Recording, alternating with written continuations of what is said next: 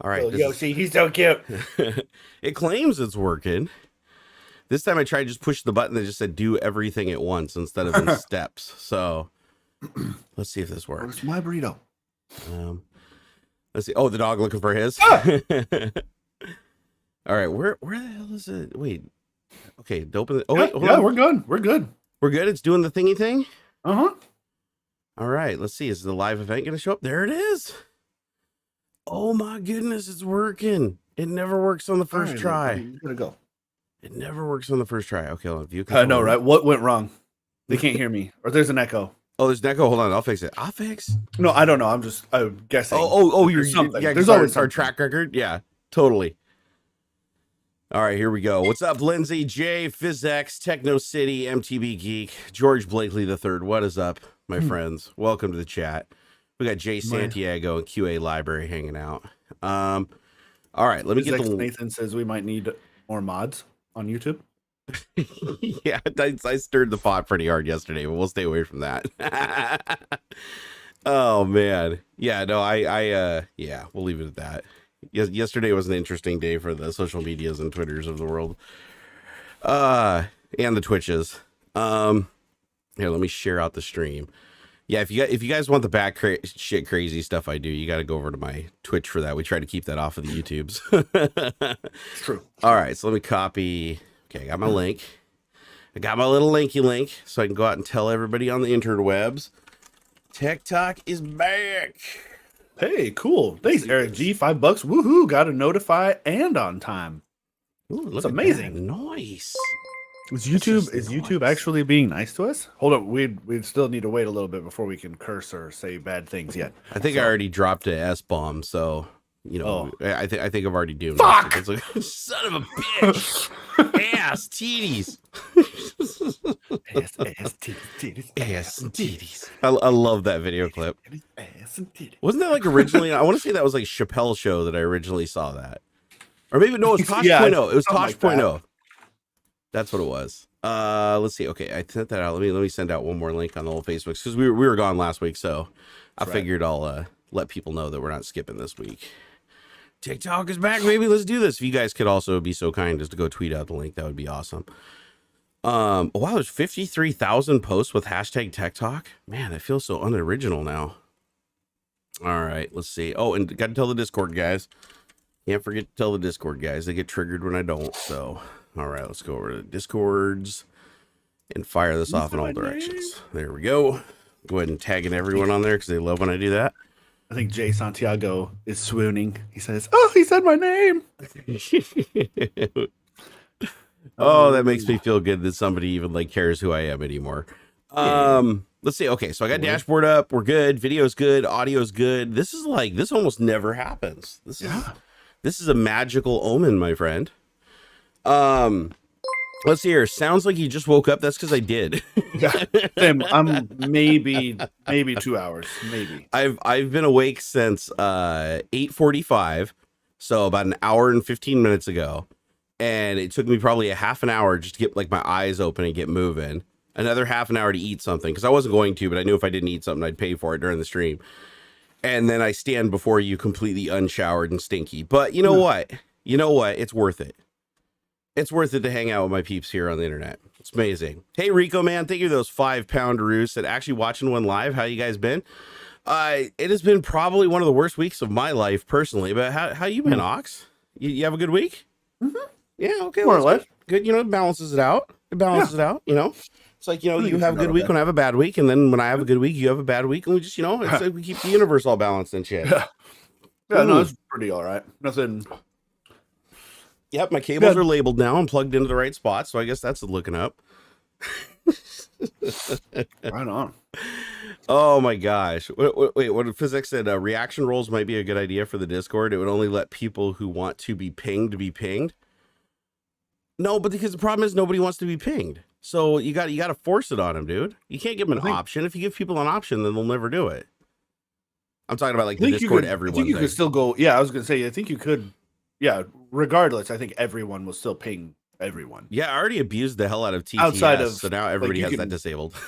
You can completely mute like an entire channel or whatever, and no matter what. But yeah. Hey, let's see if anybody has TTS still enabled over on here. Let me TTS. Are you guys watching Tech Talk? Also, who still has TTS enabled? Here we go. Barnacules Nerdgasm said, "Are you guys watching Tech Talk?" Also, Wednesday who still has TTS enabled? Like, wicked tired. What's that? I said Wednesday. Yeah, Wednesday. I've been really tired lately. I think it's a seasonal thing, dude. Like I've been feeling. I usually am tired and worn down. Like, you know, I drag ass pretty hard these days. But yeah, this last week, man, I don't know what it is. I don't know if it's the light. I don't know if it's just, you know, seasonal stuff. I don't know if it's, you know, the barometer dropping or something. I don't know. It's just something's weird, man. QA Library said, have you been able to work out the screens you're going to use? Well, the goal is if Costco ever gives me my money back, which now I've got to get on like conference calls with people. But yeah, Costco's been holding $3,800 of my money for over 60 days now since I've returned the product. They've had the product back for 60 days, 3 screens. They refunded 1 screen and the other 2 are stuck in pending because of a bug in their software. We've attempted to fix it 3 times. And all 3 times they said I would get my refund in 3 to 5 days, and then 10 days past nothing, and I call them back again. So this is the 4th time now I'll be calling them. And if and when they ever give me my money back, the goal is to go and get a Samsung QA900A or QN900A, that basically 8K an 8K panel, 65-inch mini LED backlit. So nice. Yeah. So I think that's going to be the hotness if I can get it. And then I'm just going to go to a single screen setup, and then so bigger single screen instead of the 3 smaller screens. And then I'll have room on the side that I can put speakers and stuff so I can actually have a proper sound system again. So that's the goal. And then I figured 8K 60 will be my desktop resolution for like just doing stuff on the desktop. And then 4K 120 will be gaming. And then I can do ultra wide gaming too. So if I want, I can do like, you know, 1440p side by side or 1080p side by side. So that'll be pretty cool. I think that's kind of the way to go, but I anticipate that there's probably going to be some teething pains with that, just like there always is, because 8K is still relatively new. Yeah. And so I don't know how well like the 30 generation of RTX cards from Nvidia like deal with 8K. So I really don't know what to expect. Like it could be a train wreck. It could work absolutely flawlessly, but I definitely don't want OLED anymore. Like I loved the concept of OLED. I loved everything about it. I loved the way it looked in movies and stuff, but trying to use them as computer screens was an absolute nightmare. Like it went so bad, like everything about it. Like I had to go buy special remotes like this guy for screens that I don't even have anymore. Maybe my neighbor has one. I can like try to point it in their window and mess with them at night. But I had bought this remote, went in the service menu, jacked a whole bunch of stuff around. Still, it just could not get it to be a cohesive experience where I wasn't having problems with auto dimming on really bright scenes, and that roll off and drop off in brightness, which when you have 3 screens all doing it at like different rates and different times based on what's being displayed, is really jarring. So if you just had it as a single screen, it's probably something that over time you'd get used to, but with 3 screens, no way, dude. It's like, that's not even a usable scenario. So the goal is, you know, go with 1 screen, 65-inch. I'll have to pull the desk away because I have the vaulted ceiling. So the only way it'll fit is I'll have to pull the desk out, but it's good anyways, because I need to be able to get behind it to wire stuff and everything, because I have a hard time getting under the desk anymore, ladies.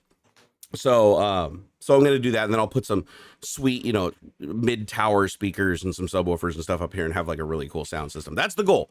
That's the goal. But again, it's all contingent on Costco giving my money back. For all I know, they're going to hold on to it for the next 10 years. And I'm stuck in this weird purgatory situation because it's like, oh, why don't you just call your credit card company and just like, you know, cancel the transaction? Because I can prove that they have my product, they have the product back and they've had it forever. I can even prove that they accepted that they have the product and they even agree that they have the product. Their system's just broken and thinks that 3 screens is 1 screen. It thinks that me returning 3 screens are 3 parts to the same screen. And so their system is broken, but they already acknowledged that they have all 3 of them. Like they verified the serial numbers and everything lined up with the boxes. They just cannot figure out how to get me the money. So so I'm like, I'll just call a credit card company and cancel it. Here's the problem. Costco charged all 3 screens as a single purchase.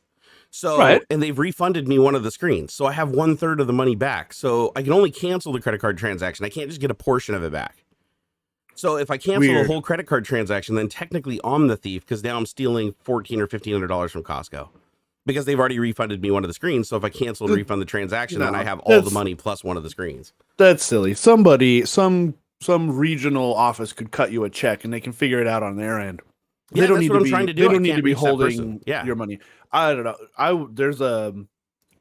There's a consumer protection arm of the Washington State Attorney General's office that might get you some a little bit of quickness to the solution here. Yeah, actually, you know what? I'll message you the link on Skype. I'll try that, but then I'm pulling in the big guns. I'm going to pull in the A-bomb, if you know what I'm saying. Yeah. The Kevlar. Bring in the armor. Because yeah, I mean, he knows somebody at every company in the world. 3 months. So yeah. No, it's ridiculous, right? Like, I'm not being unreasonable. It's like I returned the product. They gave me shipping labels. They even got a thing saying that some guy named Sean at Costco signed for all 3 of the screens. Yeah. I get a mail saying they received them. They acknowledge they received them, and then I get refunded for one screen. I'm like, why did I get refunded for the other 2 screens? Then like 10 days go by, 20 days go by, pending. I call them. They're like, oh, I see what's going on here. We'll fix this. All right, you'll have it in 3 to 5 days. Nothing changes. No status updates. Call them again. They're like, oh, we got it on the record that you called us, but we don't have any notes on what happened. I'm like, oh God. So I have to go through the whole process again, explaining what happened. Then they're like, oh, no, we see the problem here. Okay, no, we can fix this. We can totally fix this, dude. Okay, you'll have your refund in 3 to 5 days. I'm like, okay, fine. 10 days go by. Nothing. 20 days go by, nothing. Call them up again. Hey guys, it still didn't work on the second time around. What are you talking about? Like, dude, these screens are like way too late to return these. I'm like, dude, you already have them. And then he looks in the computer. I'm like, okay. He's like, yes, finally, after 45 minutes, we have the screens. We see the problem. It's a bug in the system where our system thinks that the 3 screens that you returned are 1 screen. But we know that they're not because the weight is like 350 pounds or something like that. Obviously, it's not 1 screen. So they're like, okay, we will get this fixed. He's like, I'm going to write this down and hand deliver it to our refund office so they can process this manually, and we'll figure out what the bug is later. I'm like, sweet. 3 to 5 days. I'm like, okay, give me your reference number. So at least they gave me a reference number. So when I call back, hopefully there's some notes or something. That's helpful. Right. So, and then sure enough, 3 days go by, 5 days go by, 7 days go by, 10 days go by, nothing's changed. So I'm like, every time I call, the guy is like, I know what the problem is. I'm going to fix it. And then nothing changes. No updates, no emails, nothing. And each time I call, I'm like, can I speak to a manager? And they're like, oh, sorry, manager's not available right now. Like on this number, like this is, we usually don't have to like escalate things like this because it's handled by the computer system. I'm like, what? Like, let me talk to somebody. That. I'm gonna come in. Yeah, I'm gonna come into your store right now, and I'm gonna have a word with the guy in charge. Yeah, I literally told them that if they don't fix it this time, I told the guy on the phone, I said, your headquarters is in Issaquah. I live near Issaquah. Yeah, like I will drive to your headquarters and walk in there, and I will be on the freaking news for trying to get my refund for like 3 TVs. They'll be like, oh, there's an angry YouTuber inside of the building swinging around a laptop. It's like, I will get my refund. I will get it, especially with how much of a pain in the ass it was to box all those back up perfectly and everything to send them back. That was a nightmare job, dude. Nightmare. Hey, Eric, thank you for the $5, dude. I appreciate it. God, he's a great supporter, man. E. Gonzalez, holy shit. Woohoo, got notified and on time. The reason you got a notification is because I didn't put any banned words in the title. You notice that? There are no banned words in our Tech Talk title today. I'm quite proud of that achievement because the last couple Tech Talks we've done, I've apparently used some word that in some context, the YouTube bot has determined is not good. So it immediately disables monetization, which is already a huge red flag. And then as soon as it does that, it doesn't send out notifications to anybody that hasn't rung the bell. So it's just, God, YouTube is getting annoying, dude. It is. Hey, Unity. He said, I thought you were going nuclear last week. Oh, dude, I'm full of it, man. With everything that's been going on in my life right now, it's like, it's surprising as this sounds, because it does bother me. It does bother me that I'm going through this with Costco. But with everything else that's happened in my life, this is really low on the totem stress level wise. Like, there's a lot more stressful stuff going on than trying to get my freaking $3,800 back from Costco. And that's coming from somebody. It's like, I am financially like kind of screwed for the future. Like when I run the numbers. So I need that $3,800, damn it. But, there's other stuff going on that I'm not going to get into here. You can go watch my Twitch if you want to know, or go watch my Twitter or whatever. But just like shit going on, family stuff and stress stuff, not with my immediate family. My wife and kiddo are absolutely amazing and everything. But look, with my extended family, it's getting a little dicey with some PTSD shit and some stuff going on. And, Yeah. Hey, Pup Shepherd, thank you for that $5. He said, cuddles and wags. Dude, he's got all the wags. Aw. Hey, you know, Pup, I still have your shirt somewhere, by the way. That shirt he sent. I told you that story, right? About wearing Pup Shepherd's shirt. Yeah, and it's got like dicks on it or something. No. It's like perfectly. It just looks like it has a silhouette of like a dog on the front of the shirt, and then it has like a Twitter name. It's like, you know, Pup Shepherd. Yeah. And so I go to Twitter and I open up the account, and it's like Pup is definitely into something that's a little bit out there as far as I'm concerned. But hey, power to him, man. Get after it. Mm-hmm. But I learned what a pup is, and it isn't a dog. So, but I wore it on stream, and everybody in chat was blowing up the chat like, "Oh my god, dude, you need to change your shirt! Oh my god, what did I just see?" And I'm like, "What?" I didn't even think to go look at it because Pup's been a long time supporter of the channel. Like, you know, bless his heart, dude's awesome. But I never thought to go look at his Twitter before I wore the shirt. And so everybody in chat was going there because they see me wearing a shirt and it's got a Twitter handle or whatever on it. So they're all clicking on it and going to it. And boy, did they get the surprise of their life. And I'm sure Pup just got a hell of a kick out of that. Like, he seems like the type of person that would actually genuinely like that attention. But yeah, that was fun, Pup. Well played, man. Well played. So after that happened, I started receiving shirts from other people, and I always check before I wear the shirt on stream. Yeah. You know, hey, I'll wear the shirt around the house, man. Like, I'll wear the shirt around the house, but I just got to be careful on stream because, boy, some people, like, they just see that and they click on it and think, oh, this is going to be, like, completely innocuous. Mm-hmm. Who knows? Maybe some new people found a fetish that they didn't know they had, you know? It's like maybe I introduced something to some, you know, maybe there's somebody out there that has really just been searching the world over for the fetish they just cannot figure out, and Pup gave it to them. So it's entirely possible. Yeah. Hey, John O'Rourke, thank you for that $1.99, making it rain. We appreciate that, sir. We appreciate that because at the end of the day, we're just a bunch of digital strippers trying to get our nut. You know what I'm saying? Yeah.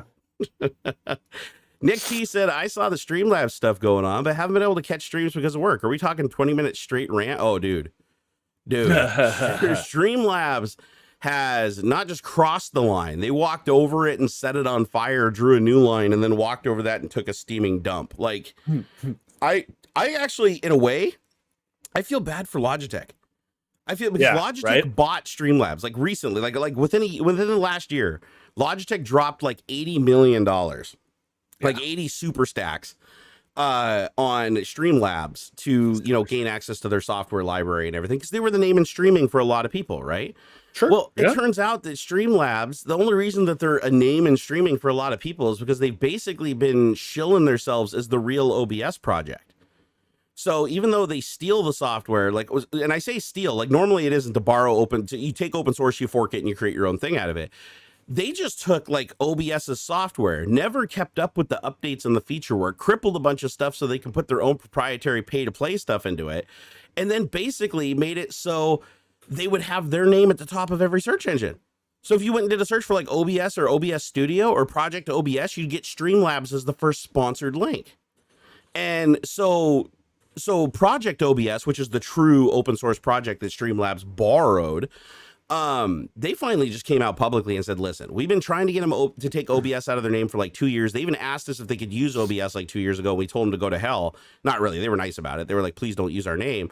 And they used their name anyways. And because of that, now Project OBS, the open source project, just gets inundated with support calls from people that are angry that they're being charged monthly fees and wanting a refund because they accidentally went and installed Streamlabs OBS instead of Project OBS, whereas one is free and the other one has a bunch of hidden fees and stuff that they enable in the background without telling you. So it's been a total nightmare. But the worst part about it is that Streamlabs, not only have they, so now that Streamlabs have crossed another line just recently, like all the stuff I just said, the aforementioned stuff was previously known by a lot of people. Mm-hmm. But the thing that they really crossed the line on this time that really got a lot of high profile attention was they attempted to trademark OBS. So Project OBS is an open source public project that is 100% free by the community for the community. And they decided they were going to trademark OBS, which means as soon as they trademark it, they get to be the top link on all the search engines. They can actually legally tell Project OBS that they need to change their name because they own the trademark on it and all the advertisement around it. And so they just thought nobody would notice. They're like, oh, we'll just not only did we steal their name that they asked us not to use, we're going to go ahead and just trademark it so that we legally own it. And then we can go bully them back, kick them down, and take all their customers. So this got a lot of high profile attention, as you might imagine, and started blowing up on Twitter. I mean, it really blew up. It was like trending at one point. And basically, as soon as they got called on this on such a large scale, because they don't care, they get called out all the time by like small creators and stuff like that. They just suppress them, right? But this time, so many people hit them that they were forced to release an apology. But their apology was so disingenuous and BS. It wasn't an apology, dude. It was an excuse. It's the same half-ass bullshit that every fucking YouTuber and big company ever does. You guys are right. There is no look. An apology contains certain parts. Okay. Yeah. And I can't remember. There's like 3 or 4 distinct sections that qualify something as like a legitimate and good apology. It's recognizing that you did something wrong. That's the big one. That is saying like you have to say like, yes, I was wrong, that I did, and this is what I did wrong. And no buts. Yeah. Yep. Then it's an acknowledgement of the damage, whether emotional, physical, whatever, and what you're going to do to fix it. Totally. Like going forward, because there's no change in the past, right? You got to look. So I feel bad that I did this. I caused this to happen by doing that.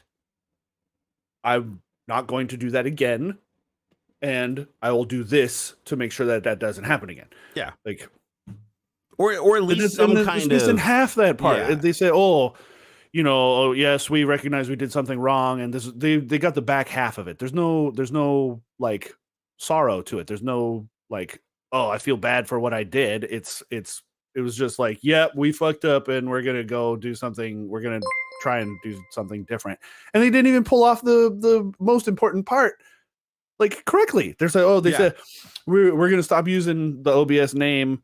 Then just in their apology, they use it twice more. Then it's like 3 days later, they still haven't removed all the OBS the OBS the marketing parts. And it's like, how hard is that? Like you were able to flip a switch and remove your plagiarized fucking product page in minutes, but you couldn't do a Control F OBS and delete in all of your website code? Get out.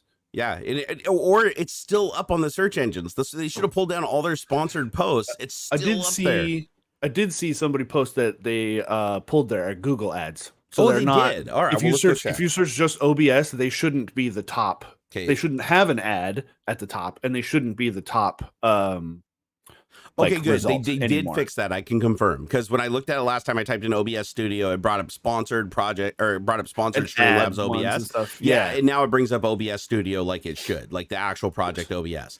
And when I scroll down, so when you scroll down there's no sign of OBS Studio anywhere on that first page. And I just did the search 2 days ago, and that wasn't the case.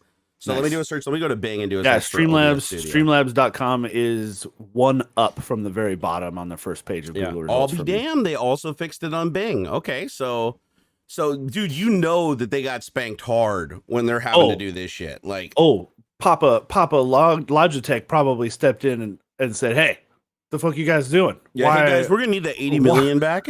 why is my marketing department freaking the fuck out right now? Yeah, here I want to read the apology to our audience, or the pseudo apology. So this is after this is days after they've been raked through the coals. They could have released an apology on day one saying, "Hey, dude, so some dude over in accounting screwed up and filed some trademark paperwork. That's bad. We're gonna do this. This is what they gave us: a picture. It's not not even text. They just give us a picture. This says, we are taking immediate action to remove OBS from our name. Streamlabs OBS is built on top of OBS open source platform. Streamlabs OBS is also open source. Our code is publicly available. Okay. Because you have to do that to stay compliant with the GPL. That's right. But I also want to point out that the only code that they have publicly available is mostly the copy of the open source fork. Their proprietary features that they built, or there's other stolen features from other products, are not in that source code. So you can download it, build it, and run it, but it doesn't have all the components of the installable package, so far as I could tell. So again, it's a half truth. But this is what they end with. We take responsibility for our actions and we'll support the community. Here's the thing. How? They're saying that's part of the apology. Yeah, but they're also saying like we take responsibility. They've never taken responsibility. They've been called out on all this shit for literally years. Yeah. This is one of those things where it's like they're not sorry they did it. They're sorry they got caught. You know, 100%, 100%. And that makes it just so bitter. I just I'm wicked. I feel wicked bad for, well, on a little bit less so now that things seem to be kind of going, but I feel bad for Lightstream. Oh, like, Lightstream got just raped. You want to tell them what happened with Lightstream? Well, that was the real, to me, that was the real catalyst. It is. That's what really set this off for sure. Lightstream is the one that had their webpage like plagiarized, straight up copy pasta. Like, not just their website, the product, the entire product, its functionality. The UI was a little different, but they jacked their idea. In software, you see that shit all the time. That's like, true. That's fair. As a software developer, you know that shit happens. Hey, Microsoft has never stole any idea from anybody. Apple Xerox.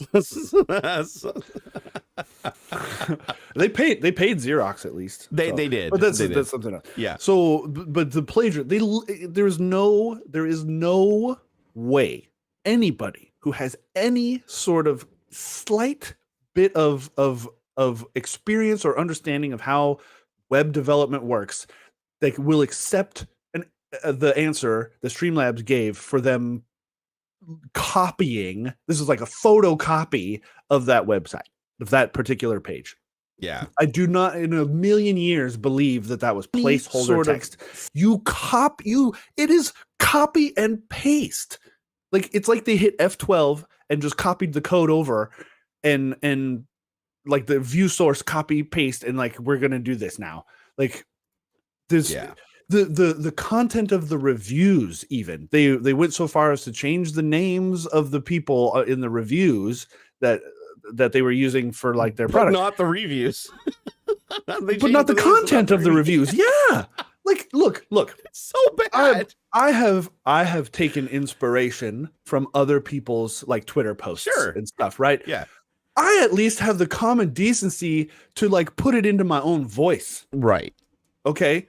Like, that shit happens. It's marketing. Okay. Everybody copies everybody in marketing, in social media, whatever the fuck. But you put a little sprinkle of your own special sauce on there, man. You don't just change but they did. But they did. One of the reviews, they added like 5 more words to the end of the exact copy. And like, it was like period. And then they just repeated the first sentence slightly differently. It's just boggles the mind that they dared to come out and say that was that. Oh, I'm sorry. That was placeholder text. That was a development thing that went live too soon or by accident. Bullshit. There's no workflow. There's no way that there are steps. There are bosses and managers and checks and balances. Right. There's no way you let some group of, because there's probably 4 or 5 folks who are doing the actual web development. There's no way that went to production without somebody seeing that and giving it the thumbs up. The person who gave the thumbs up may not have been aware that they copied it, of course, because like, what the fuck do they know? They're not just scrubbing through the whole internet to try and find it. So somebody amongst that team literally copied that website because they were lazy or incompetent or whatever, and said, you know what, I'll bet I can get this past the boss. And it did.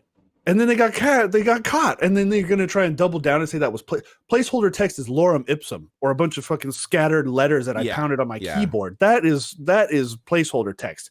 You don't use somebody else's blatant copy, like in this sense, I mean like ad copy, and tell me that's placeholder. You're using other people's shit as placeholder content? What?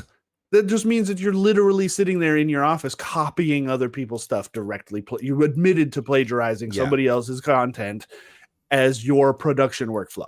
And as a company, how do you come out with an exact duplicate product weeks later after the release of another product, and your internal team doesn't recognize when you launch your website that, oh, Steve copy and pasted the product that we literally have been basing our thing off of in every meeting for the last months? You know what I mean? It's like there's no way that would slip through. I can tell you somebody that worked for a large software company. Stuff like that doesn't slip through. It doesn't. No. Like, there's a lot of stuff that does slip through, but the one thing that doesn't slip through is like the overarching. They make damn sure that they're not violating patents and copyrights and trademarks of other things before they proceed. But here's where like this 100% seals the deal with Streamlabs and them ripping things off. They tried to usurp Project OBS, right? They put their ads above them on purposefully. They tried to trademark the name, and they denied when they asked them if they could use the OBS name, and Project OBS said no, we'd prefer you didn't. They continued to use the name and fought them every step of the way for years. So you can already tell that they have no problem stealing and then just totally usurping it, right? Yeah. You go look at their entire product library. The only thing they have that's unique is like, and it's not even really unique, but Stream Alerts, right? That's what they were originally. So they have the Stream Alerts product. Every other of their 20 products is a direct copy of other GitHub projects. Even Twitch Alerts was jacked. It was. It totally was. What am I kidding? It's like that idea been done to death, right? So... Yeah.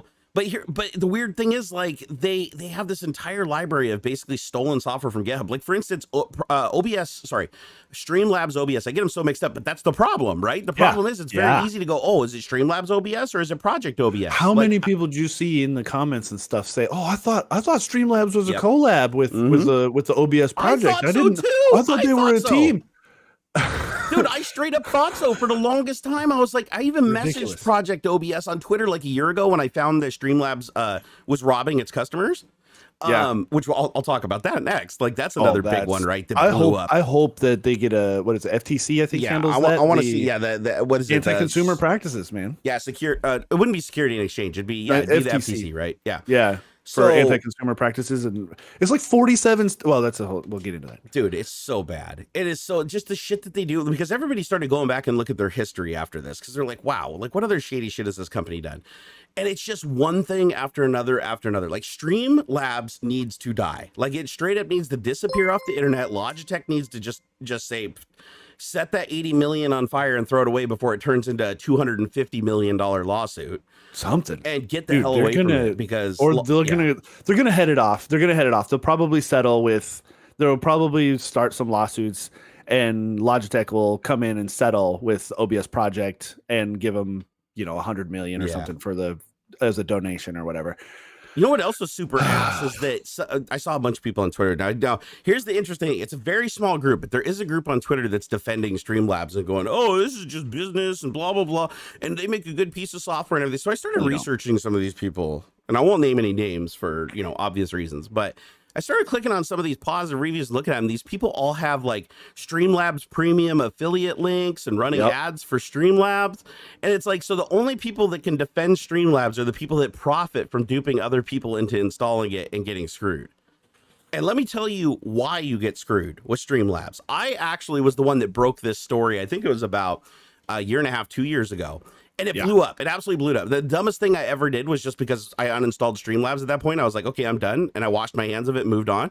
I should have just created shitloads of videos on this and just completely raked them over the coals. And I wish I could go back in time and do it, because they're still doing the same thing today, a year and a half later. Let me explain. Is there anybody in chat? Just curious. Anybody still running Streamlabs? It's okay. We're not going to judge you for it or anything, but just like, is there anybody in chat that's still using Streamlabs right now to live stream? Yeah. So I'm going to tell you about something that you probably didn't know about. A lot of people still don't know about this, and I'm trying to get the word out as much as humanly possible, but unfortunately, there is a shadow casted over this because of the other thing that's going on with the trademark and them trying to steal the name and them doing it. That's overshadowing all this, but I think this one is critically important. If you installed, and I experienced this myself, so I'm speaking from experience. This isn't hearsay. I didn't go study other stuff. This is me and my experience that I then later found out was happening to tens of thousands of other people running Streamlabs. And I didn't realize how big this problem was until I broke it. So if you install Streamlabs and you live stream and you set up an account, the first thing Streamlabs asks you when you're setting up an account is you need to link to your PayPal so that if somebody tips you during a live stream, we can put that money in your account. Like we'll create that PayPal tip link and integrate it so that they can click on it. And they can just tip and it'll pop up and do the animations and everything. And so you set that up, but they don't say anything in there about charging that PayPal account. They just say, oh, you're just attaching that PayPal account so that you can get tips. And when you connect the PayPal account, it says, oh, this is free. You don't have to sign up for our premium services or anything. This is free and included with the package. So everybody just next, you're done. Now everything's fine. There's no charges. You're good. You start live streaming. Okay. Now somebody comes along and they tip you. And as soon as they tip you, they have an option on there to do premium tips. Like there's two types of tips that you can do when you click on the Streamlabs tip button. And if you're a Streamlabs user, when you click on a button and say, I want to give a tip, you have an option to do this premium animated tip, but it doesn't say it costs anymore. It basically just makes it sound like it's a cooler way to tip, right? And it just says, oh, you can select this animated. It doesn't say it costs anything. It just boom, this is the premium one. So you click it and you're like, of course I want the animated little sounds and stuff. Like, I think that'll be cool for the broadcaster. So you click this and you submit it, and it pops up with the amount that you put in. So it's not taking anything away from that. And you're like, awesome. And this happened to me during one of my live streams. I got one of these tips. It was for $1, and it was like a little guy dancing around and playing sounds. I was like, okay, that's pretty cool. I like that. So fast forward 6 months, and while I'm going through my PayPal, I noticed that there's a charge from Streamlabs to my PayPal that I never got a notification for. I never got nothing that says, it just says Streamlabs, $14.99. So then I go, okay, search for all Streamlabs transactions. And I see all the tips, like there's like 2 of them. So that's why it was so easy for me to figure this out. There was like 2 tips, but then there was 6 charges every month for $14.99 from Streamlabs. I'm like, wait a second. So I open up Streamlabs OBS. There's nothing in there that says premium. There's no new branding, no new options that are open to me. I open up the web page and log into my Streamlabs account, and it still says it's the regular Streamlabs account and everything's fine. So I'm like, what the hell's going on? So I open a ticket and I post screenshots, and I'm like, guys, what is this charge? It doesn't say what the charge is. The PayPal doesn't have a note with it, nothing. Even the tips have a note, but there's no note with this. It's completely, they try to make it fly under the radar so that you'll question what it is and think that, it must have been a tip, or I must have tipped another channel and it took that money through Streamlabs or something, which it doesn't. It goes direct to PayPal. So Streamlabs is just taking money. So finally, after going back and forth in the ticket, they're like, oh, we know what happened. You must have accidentally upgraded to premium. You must have accidentally updated to premium. I'm like, no, I did not upgrade to premium. They're like, oh, no, this is a mistake that can happen sometimes. Like, did you do any tips, or did you receive any tips to your channel using the premium animations? I'm like, what the fuck's premium animation? They're like, oh, there's an option when you tip to, like, upgrade your animation or something like that. So I went back and looked, and sure enough, there is an option to do it, but it doesn't say anything about enabling premium on your account and charging you $14.99 a month. So you click it, it doesn't send an email or anything. So it just continuously charges you every month until you notice. And then when you notice, you go open a ticket. When you open a ticket, they used to refund you 1 or 2 months. Like if they charge you 10 months, they'd give you like 2 months back if you called them out on it. Now they won't give anybody any refund. They'll just tell you how to go 5 menu levels deep in the software to disable this. Now, here's the thing that really sucks about it is you don't just have to receive a tip to enable this charge. If you go to another stream where the person is running Streamlabs and you click their tip button, it'll ask you if you're a Streamlabs user so that you can just log in. It automatically completes the PayPal transaction, so you don't have to type in a bunch of extra crap.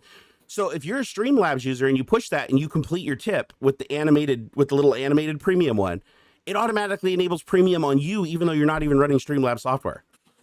Like just via the website, by clicking on the link and just being a user on Streamlabs, it will automatically upgrade your Streamlabs to premium, but it doesn't tell you that.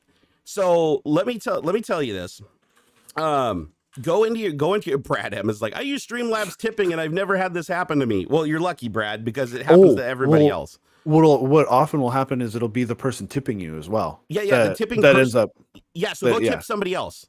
Well, actually, don't, because this will happen to you. Brad, go to somebody else's stream that runs Streamlabs and tip them, and it'll do it to you. Yeah, and thankfully, I think this has to do with just my coming up on the internet. I pay close attention to a lot of like check boxes and clicky buttons and things because of stuff like this.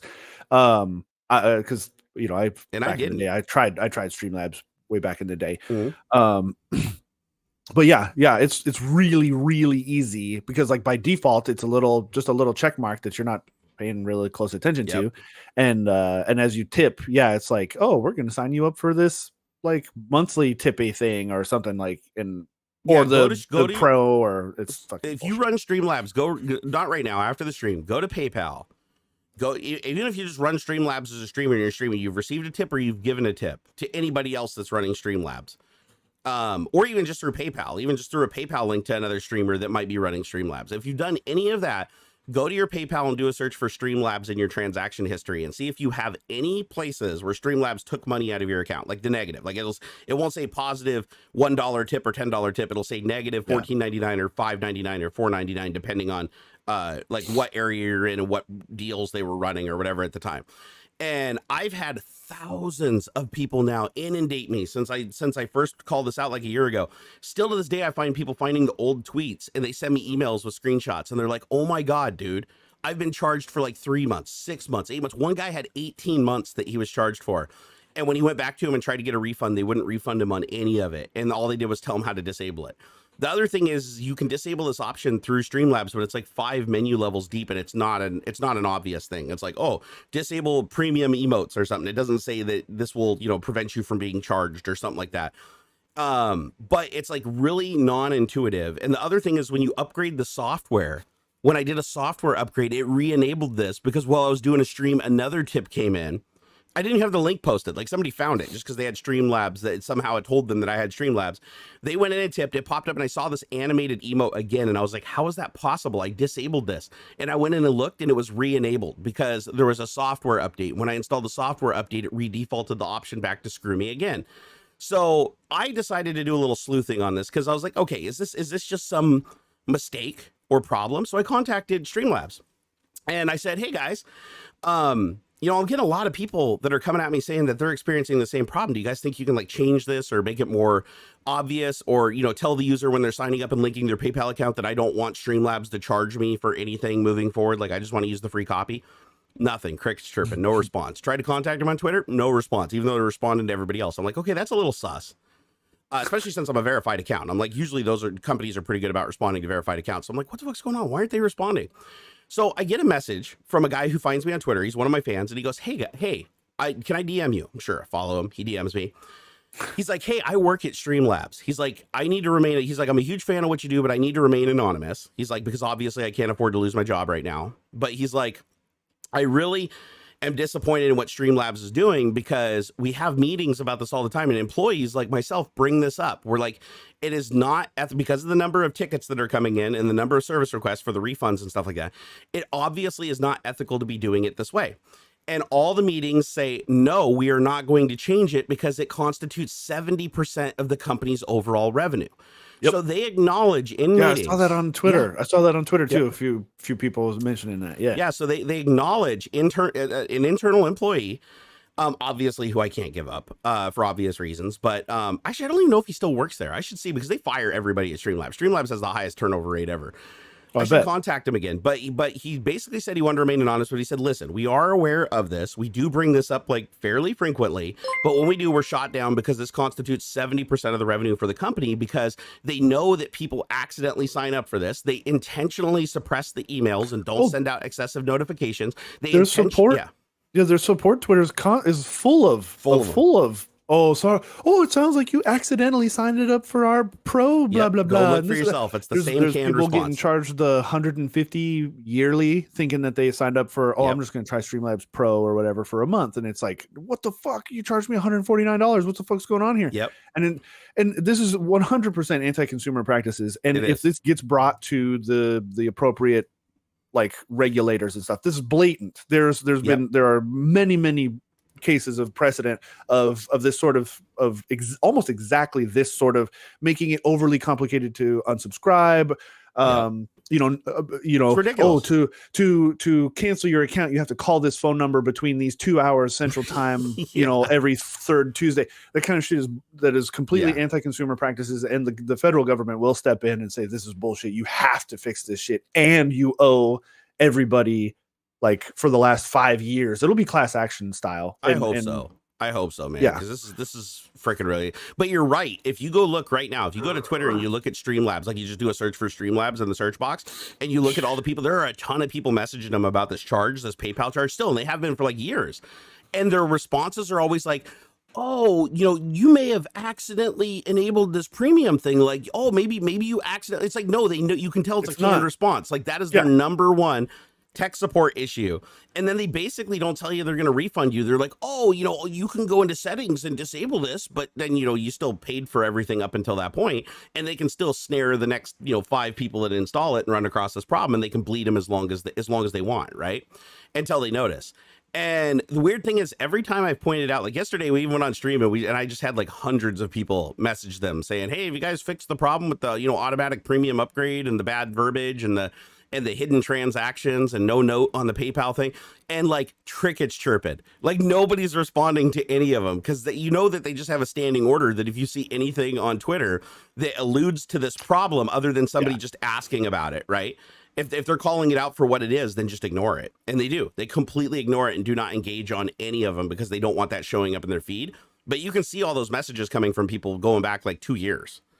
If you just go like, and they ignore it, they just completely freaking ignore it. So I don't know how this could possibly be legal. Like again, like the it's not. It's just nobody's brought it to the attention of the people who can punish them for it. Yeah, and I'm hoping that because Logitech owns them now, that makes them a bigger, tastier attack surface to the FTC to go after because Logitech's got some deep pockets. So, but I would tell you right now, do not use Streamlabs.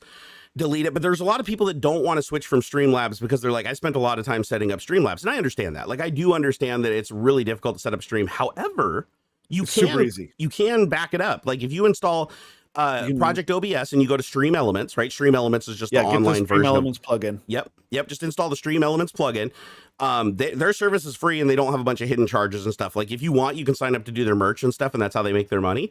But if you just set them up as just overlays and stuff, they give that for free. That's like their free service that they have, and I've used them forever. As a matter of fact, what you're seeing on the screen right now at the bottom and top, that's all Stream Elements. So if you do Streamlabs, you can export the streams. On my gaming streams. All my overlays and everything are through Stream Elements. So if you do that, you can go to Stream Elements and you can actually import your Streamlabs OBS scenes and everything like that. So it makes the transition a hell of a lot easier. But you would be smart to get off of Streamlabs OBS for a couple of reasons too. It's not just because they're scammy pieces of shit. It's also because Streamlabs OBS is running an old code base. Streamlabs OBS doesn't. It's like a 5-year-old fork. It's like a 5-year-old version of OBS that has none of the new optimizations. The hardware encode doesn't have the upgraded hardware encoder. So if you're running Streamlabs OBS, it basically just rips your CPU a new ass doing the overlays. 20% more. Project OBS doesn't do that. And Project OBS runs on Linux, runs on OS 10, uses like a 1/10 of the memory. It's great. So if you're running Streamlabs OBS, you're actually killing your frame rate in your games.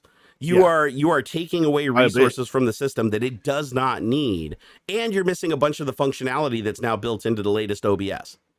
Not to like promote another channel or anything, but I pasted Epos Vox his video on how to switch from Streamlabs to OBS. Yeah, he's a good reliable source too. Like he makes really good videos. I mean, there's a million. Everybody fucking jumped on the train. Your favorite creator, your favorite YouTuber, I guarantee, has done a video on how to switch.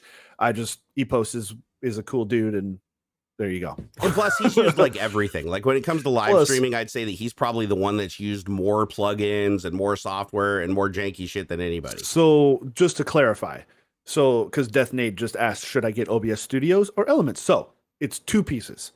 OBS Studio, for one, is the main program. Yeah. And at first, it's going to be really weird. It's pretty daunting. The overall user experience for the base OBS Studio software is not that great. The latest version is infinitely better, though. I don't know if you've installed like 27.1, but it's way better now. I am. Yeah, I'm on 27.1.3. Okay, cool. But so what you'll do is you'll download Streamlabs, or I'm sorry, Studio. OBS Studio. I know Project OBS is the download OBS Studio. Yep. By Project OBS. Yeah. And then you'll want to get the Stream Elements plugin, which is currently labeled as OBS.live. They're working hand in hand with OBS Project to rename the plugin. They're collabing. Stream Elements is legitimately collaborating with the OBS Project on their plugin. The plugin makes it so much nicer. Yeah. You got a chat. There's a chat window built into the frame. There's your stream information built into the frame. The activity feed is built into the frame. Yeah. It is much better user experience than just the raw OBS Studio. The plugin makes things so much nicer. It really, really does. Yeah, no, I prefer it actually over Stream, because Streamlabs UI looks like it was made in like Java. It's all non-standard controls that are like really CPU intensive, and the compositing when you resize it and stuff, it's weird. It's wonky. Like on Stream Elements is a little like overlay editor thing is pretty decent. It's pretty decent. I dig it. Yeah. It's a lot of browser sources once you get to the actual like OBS software, which I think is kind of nice. Yeah, it's all free. It's all free. 100% free. And Project OBS is regularly updated and maintained by the community. So you can go get updates for it all the time. It works with standard plugins, whereas Streamlabs OBS disabled the standard plugins so that they could market their own plugins and their own plugin model to try to, you know, make more money. Heck, even themes and stuff, like a lot of like Streamlabs's overlays and stuff, you get like a handful for free, and then there's a bunch of and to be fair, Stream Elements offers a similar like service as well. There's a bunch of like, you can make your own overlays. There's a bunch of free ones like templates and stuff that they have for free, and then there's a bunch of stuff that you can pay for as well. Plus there are third-party companies like crap, now I can't recall. Epos Vox is on. He promotes one of these overlay sellers, right? You can even go to Fiverr. Fiverr even has a bunch of people that make overlay packages for Stream Elements. There's like Nerd or Die, I think, has a bunch of themes and stuff you can pay for, and they just immediately boop. There's like integrations. It's like a one-click bloop, and now it's on your Stream Elements thing. It's easy. Yeah. The other thing I like about Stream Elements is because it composites everything in a browser window, just an HTML5 browser window inside of your OBS. It's not having to do all the compositing and stuff client side.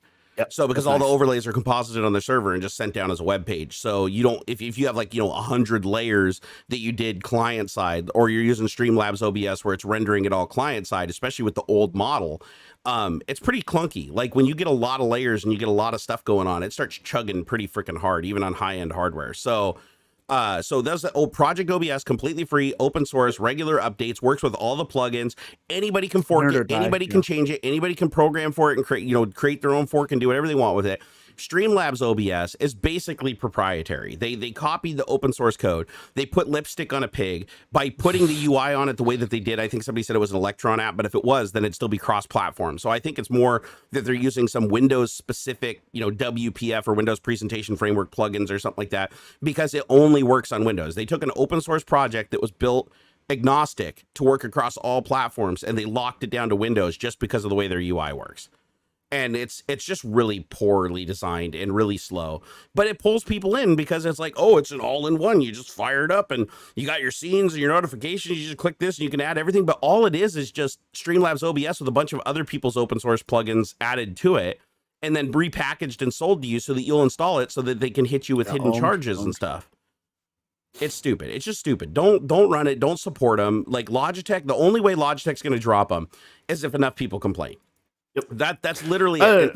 Go ahead. Yeah, I definitely see how there's going to be some sort of payout or something. Just it'll get kind of hushed a little bit. But you know what really pisses me off though is the amount of heat that you have to put on a company to get them to do something like ethically right. Yeah. Like let me give you another example. This is another company that I have a huge problem with. Is freaking G Fuel. So G Fuel can suck it, because G Fuel, if you guys remember, G Fuel for the longest time supported some of the biggest drama channels on the internet. Yep. They supported a drama channel that was literally implicated in somebody's suicide. They supported a drama channel that literally destroyed countless people's lives with just fake information because of the sheer size of their audience. Thousands of people contacted him. Made him aware of what was going on. I even contacted him and made him aware of what was going on, because my autistic child was even being harassed by this person. And every single time I would get back, oh, hey, we'll look into this. Hey, and then I just stopped getting any responses back at all. And nothing happens, right? So G Fuel just keeps on cranking on, keeps funding all these people and making it possible for them to hurt people. So I'm like, fine, I give up. There's nothing we can do, because they make so much money with their product, advertising it to so many people through these bad people, that it's not profitable for them to do the right thing. It's not. Like, as a business, they have to collude with the devil because they're making more money, and that's how business works, apparently. As soon as H3 comes out and says the same thing that we've all been banging on their door for like 3 years now, H3 comes out and he gets such a big audience's attention that G Fuel comes forward. What do they say? Oh, hey, we really didn't know. We're so sorry. We're gonna drop this person. Like we don't agree in cyberbullying or any of this. Like, and they backed away and they killed the relationship out of them. But they made it sound like they didn't know. They're like, oh, thank you, Ethan, for bringing this to our attention. Oh my gosh, like, oh, this is so bad. Like, G Fuel doesn't support that or condone that activity. No, G Fuel absolutely single-handedly supported. They were the biggest sponsor. They were the title sponsor for these guys. And they made it sound like, oh, Ethan, yeah, oh God, it's a good thing we know about this now. It's like, you knew for years. So I have no respect for G Fuel or anybody that advertises them. Like, I get it if you're one of those people that like their product or whatever. But if you are a person that is advertising a product that literally funded the destruction of so many people, like, screw you. Screw you. And that's what I feel like is happening with Streamlabs. Is Streamlabs was like, they knew what was going on. They've been notified for years. Their top ticket, like if you go to their fact, their top ticket at the top is like, oh, I have a charge that I'm complaining about or something. Like you want to contest a charge or something like that on their fact. It's their number one support question. And they've been told exactly how people fall into the net, why they fall in that. Can you guys add a notification? Can you do something? Crickets chirping. Nothing, right? But then the entire world comes down on them like a wrecking ball for a different problem. And they're like, oh yeah, no, we're going to do that. We're going to immediately remove the name. Like, we really want to help the community and not be the bad guy. Well, their internal employees are literally leaking that 70% of the company's entire revenue comes from stealing through parasitic transactions that people aren't aware are happening. It's like, God, man, it makes me so mad. So guys, put some pressure on freaking G Fuel, honestly. Yeah. Tell them that it's absolute ass that they act like, oh, we didn't know, when there are thousands and thousands of tweets that are forwarding stuff to them of these people harassing women, cyberbullying, people attacking autistic children. Like, this has all been forwarded. They've been tagged in all this stuff, and they chose to ignore it because it was so profitable for them. So profitable. And I hate that. I absolutely freaking hate that. So every once in a while I still see somebody who's advertising G Fuel and I'm like, God, dude, like you should know better by now, honestly. And not all companies are like that. Like, I'll be the first to say there are companies that ethically take the right road, and if they see something really bad, they obviously don't want that to fester and grow into anything huge, so it makes business sense for them long term to do something about it. But in this case, G Fuel had every opportunity to change, and the only time they did is when the entire audience of that drama community got made aware of what was going on by a member of that drama community. Like, that's the only way that they were able to hurt their sales so badly in such a short period of time that they were forced to go, oh, we dropped them. Like, yeah, we don't tolerate that. It's like, no, you absolutely tolerated that. You encouraged that. You shared that. You retweeted the videos from those people sometimes. You made them aware. You made them your sponsors at your events and put them on signs and stuff. It's like, you mean to tell me that you've done no research on the content these people create when you're giving them 6 figures a month? It's absolutely ridiculous. Yeah. I don't know. They think people are going to believe it, and they do. Some people do. It's like, oh God, don't be so naive. Yeah. Dude. Hey, Theodorus, thank you so much for the €2, man. He said, thanks for the awesome show. You are very welcome. Hype. Yeah, hype. Dub, thank you for the $3. Said, best wishes to all. Richard Gagnon, thank you for the $5. Said, the corporate equivalent of putting on a fake mustache and saying they aren't producing the same product. Yeah, it totally is. It's like, but how do we live in a world where you can, and they're not, Streamlabs isn't the only one. They're one of the most prominent, right? But there's a lot of companies out there that just go steal code off GitHub, recompile it, put it in a zip package or an exe installer, and then sell it for a premium.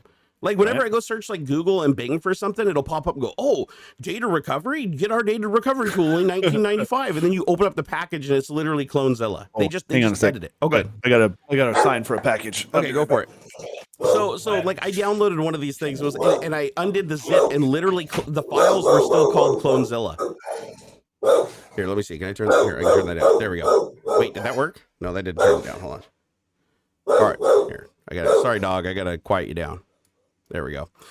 But CloneZilla, right? The files in it were CloneZilla. And I was like, and it wasn't called CloneZilla. And when you made the CD and you booted from it, everywhere where it said CloneZilla, they just replaced it with their name and we're selling it for $20. And I was like, how many people have been ripped off by this? Legit, how many people have been ripped off by this damn thing? And now the other thing that I'm seeing is people are taking GitHub projects, building them, putting malware in them, and bots that go to affiliate links and stuff like that, and they repackage it as the same thing and then put it up there with a higher version number.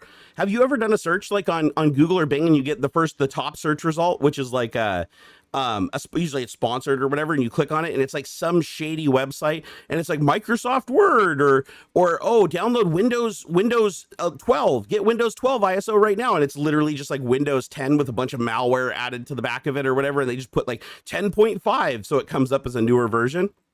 All right, let me turn your volume back up. Doggo was like blasting out the meter. I'm sorry about that. No, it's okay. I should have muted my own self. I was like, woof, woof, woof, and it was like going to like plus 10 dB. I was like, oh my Wow. God, you loud dog. Yeah. But anyways, But she's a coward. you have, oh, they usually are. Pitties, people think pitties are like these super mean and crazy aggressive animals. They're not. They're scared shitless half the time. Yeah, And she's a sissy. yeah, they're total wussies unless they're raised to fight. You know, unless they're abused and raised to fight, they're totally just like chickens. I've actually seen a pit bull bullied by a cat before, and it was like the funniest thing I ever saw. My dog, I know this is a tangent, but my dog, so we had one pig ear left from like a pack, right? Yep. So we cut it into thirds because we got the 3 dogs, two littler ones, and then Daisy. I'll give Daisy the bigger piece, of course, right? The 2 little dogs chew through theirs pretty quick. Daisy literally spent the entire day in the guest room, like guarding her piece of this ear like a fucking dragon, not even chewing on the thing because she'll destroy it in 3 minutes. Right. Just guarding this thing because freaking Yoshi, the tiny little fucking weenie dog, will bully my pit bull. That's so funny. He's such a fucking jerk. So as soon as the dog gets something, it's like, my precious, and it goes in the other room and like guards yeah, it. man, such a That's sad. freaking sissy. So funny. I love my dogs. Yeah, every Doberman I've known a pit bull that I've known my entire life has been just super sweet or super shy and super like standoffish. Like they don't want to get in your face or nothing. I'm sure if you like cornered one and like was like beating the hell out of it or something like that, then obviously any dog is going to fight back. But no, in general, they're really cautious and just kind of want to stay away. Unless even when you acclimate them to people, they're still like one people dogs. Like is your pity like that, or is your pity like anybody that come around, or are they kind of like apprehensive when it's a new person? Like I gotta see what you do before. She'll sniff, get a little sniffy sniff, and then once she's investigated, she's fine. She's like, but she's not like a little like mutt dog that just like runs up and wags its tail to like anybody that moves. Like she's got to get to know him a little bit. Yeah, she'll bark, all right, hey, yeah, and then just super cautious. Cool. Yeah. So while you were gone, I was telling everybody about like all of the packages that get downloaded from GitHub, rebuilt, repackaged, and then they just up the version number so that it comes up higher in search results to get you to download it. That's why I never download anything from like Major Hardware or Mega or any of those download sites. The only place that I'll download something is from the actual company that manufactures it and their servers. Or if it's GitHub, I'll download their specifically linked package from the original fork, not from another fork. But from the original fork, I'll go download it from there, because I have so many times now went and download, because I use a sandbox. If I question the validity of software at all, I open up a Windows sandbox, which is basically just a resettable VM, and I unpackage it there and I install it there so that I can see what the hell it's doing. And there has been more than a couple of times this year where I've downloaded a package that was like a newer version number. It was the latest version number because every other version number was like a 10th down. I download it, I install it, and it looks like a regular installer, and it goes through and it does the whole MSI install package. And then I go into add remove programs, and there's like 5 affiliate sponsored plugins that were added to my browser. And there was like some weird shady software running in the background, called SVC host, but it wasn't Microsoft signed SVC host. And I was like, ooh, clever stuff. So it's pretty easy to get the average person to just go search for something and be like, oh, this is the newest version. Like if I go to the official site, because they don't know it's the official site, right? They're like, oh, it's 10.0.5, but 10.0.6 is the first link on the search engine. So I'm going to click on that and download it.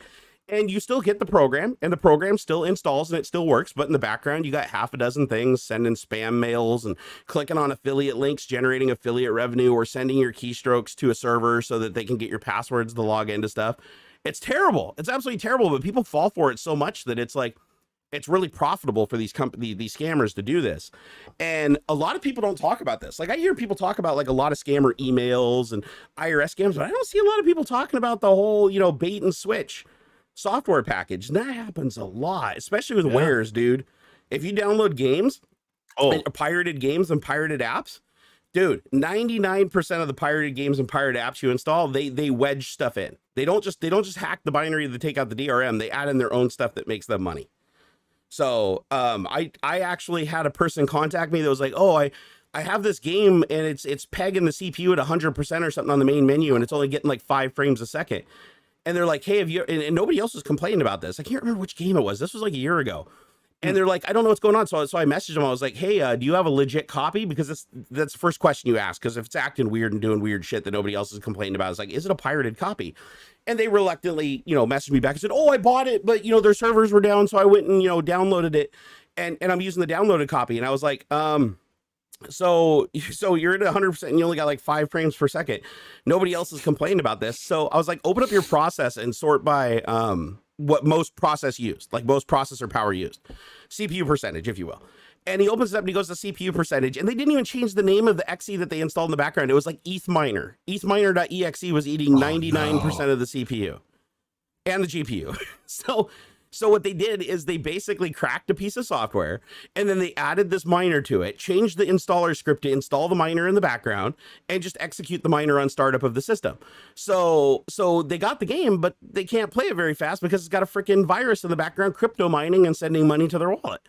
Jeez. And if they can get 10,000 people to download this pirated game from, this mega site that they just found through, Google or something, now they've got 1,000 people that are crypto mining and probably making like, a couple $100 a day in crypto revenue. So you have to be cautious of that stuff because the average user doesn't know how to find these things. They really don't. No. Hey, Robert, what's up, my man? Good to see you, buddy. He said, we found a virus once. It was attacking Watson to stop sending us data. Robert, that might have been mine. Totally joking. Totally. I wouldn't do that. No, I remember one time, just for giggles and shits, I wrote a program that sent like 4 million transactions an hour to Watson. It was basically just a program that was called like iCrash.exe or something. And all it did was just create thousands of instances and just crash with throwing random exceptions. It just had a random, it generated a random number between 1 and I think it was 255 or something like that. And then it would just pick a random exception out of the table and throw it so that it would give a different stack and a different exception to every crash that occurred that went into Watson, hoping that it'd be too diverse that their bot would be able to figure out how to sort it out. And I think I made it on the top 10 list for like a second. Robert, do you remember when I did that like way back in the day? I want to say that I made it onto the list, but they figured it out like almost immediately and like clicked on it and then basically said filter anything that comes from iChat.exe or whatever it was. But I was pretty proud of that back in the day when I wrote that. I was like, all it was just a program that just crashed, and every time it crashed, Watson would pick it up and report the crash to Microsoft. And it was such a small process that the dump file it created, the mini dump, was tiny, so it could generate thousands of them a minute and upload them. So I was the only one that ever ran it though, so everything came from me through Tor to get new IP addresses and stuff to make it harder to figure out. But yeah, I was pretty proud of that. That was fun.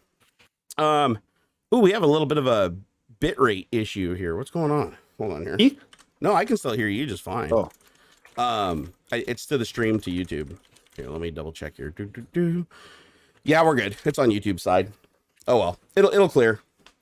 But yeah, anyways, don't. Robert said, Barnacules Nerdgasm, I have used your story, no names, about 100 times to convince them to upgrade the sorting of bugs. Oh man, that would have been a great Codegasm. If I had made that a Codegasm and I could have got a couple tens of thousands of people to download it and run it, that would have just been freaking amazing balls. And the best part about it is they don't purge anything from the Watson database. Like they'll flag it so that it doesn't come up in search results, but Microsoft doesn't delete data. They're data hoarders, right? They'll delete like after a period of time, like dump files and really big stuff, but they still keep everything. So I'm pretty sure those millions of crashes that I generated are still in the Watson database somewhere. It's just they'll probably never pop up on anybody's radar. I guarantee that it created a freaking bug though.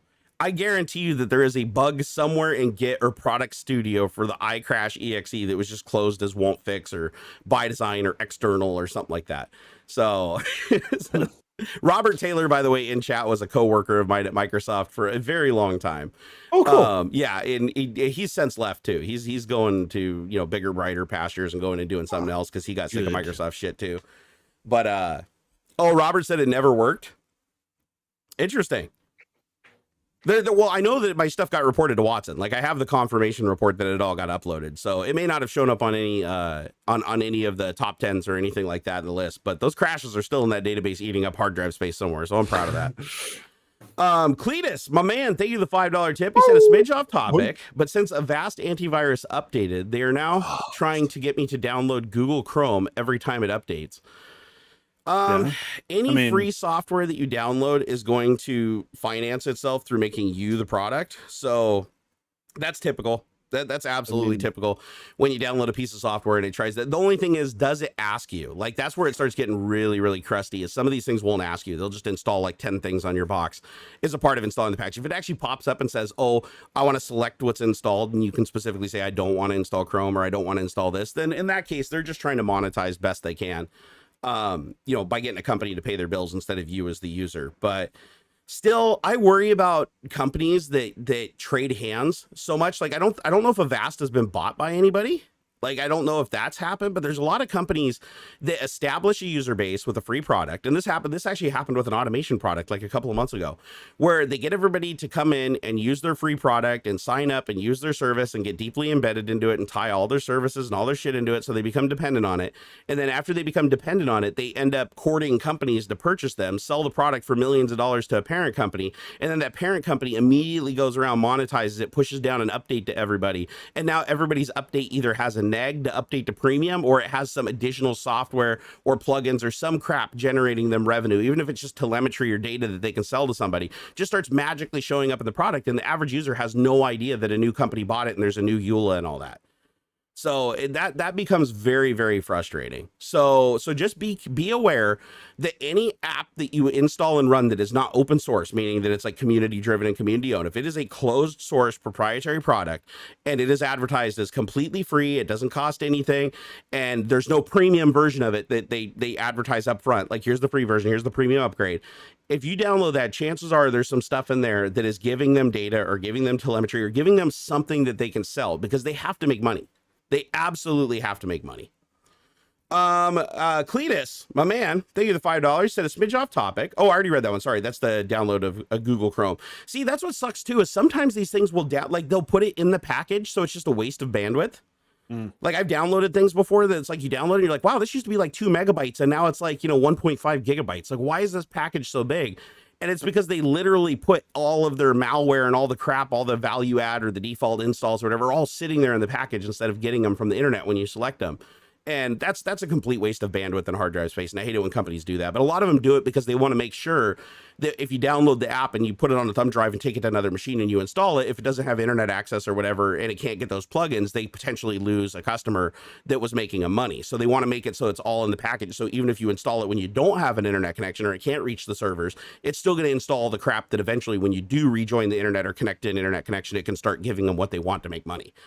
So that's why they do it, if you're wondering. It's not like a convenience thing or anything like that. Steven Scott, my man, thank you the $5. He said, awesome show, guys. I start my new career at Disneyland tomorrow. Dude, awesome. Awesome. Is Disneyland like back open and doing its thing now, like at full capacity, or are they still doing the let a couple people in? I think they are still limiting capacity. Like say you have like a park hopper. Yep. Right.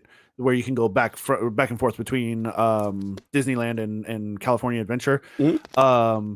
If your main ticket is for Disneyland, you're good.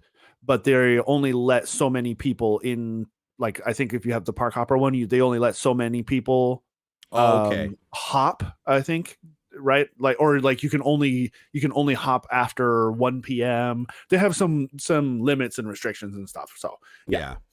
Oh, I don't recall all the details. Somebody called out in chat or Chaos. He said CC Cleaner is the exact same way. Yes, I remember back when CC Cleaner was just like a standalone. I don't know if it was ever open source, but I remember back when it was a completely free product and it had like no value add crap at the end or upsell or anything like that. And like last time I tried to install it, it tried to install like a bunch of crap at the end of the installer, and I had to click on like advanced and uncheck it, which I thought was interesting. So CC Cleaner must have also got bought out by another company.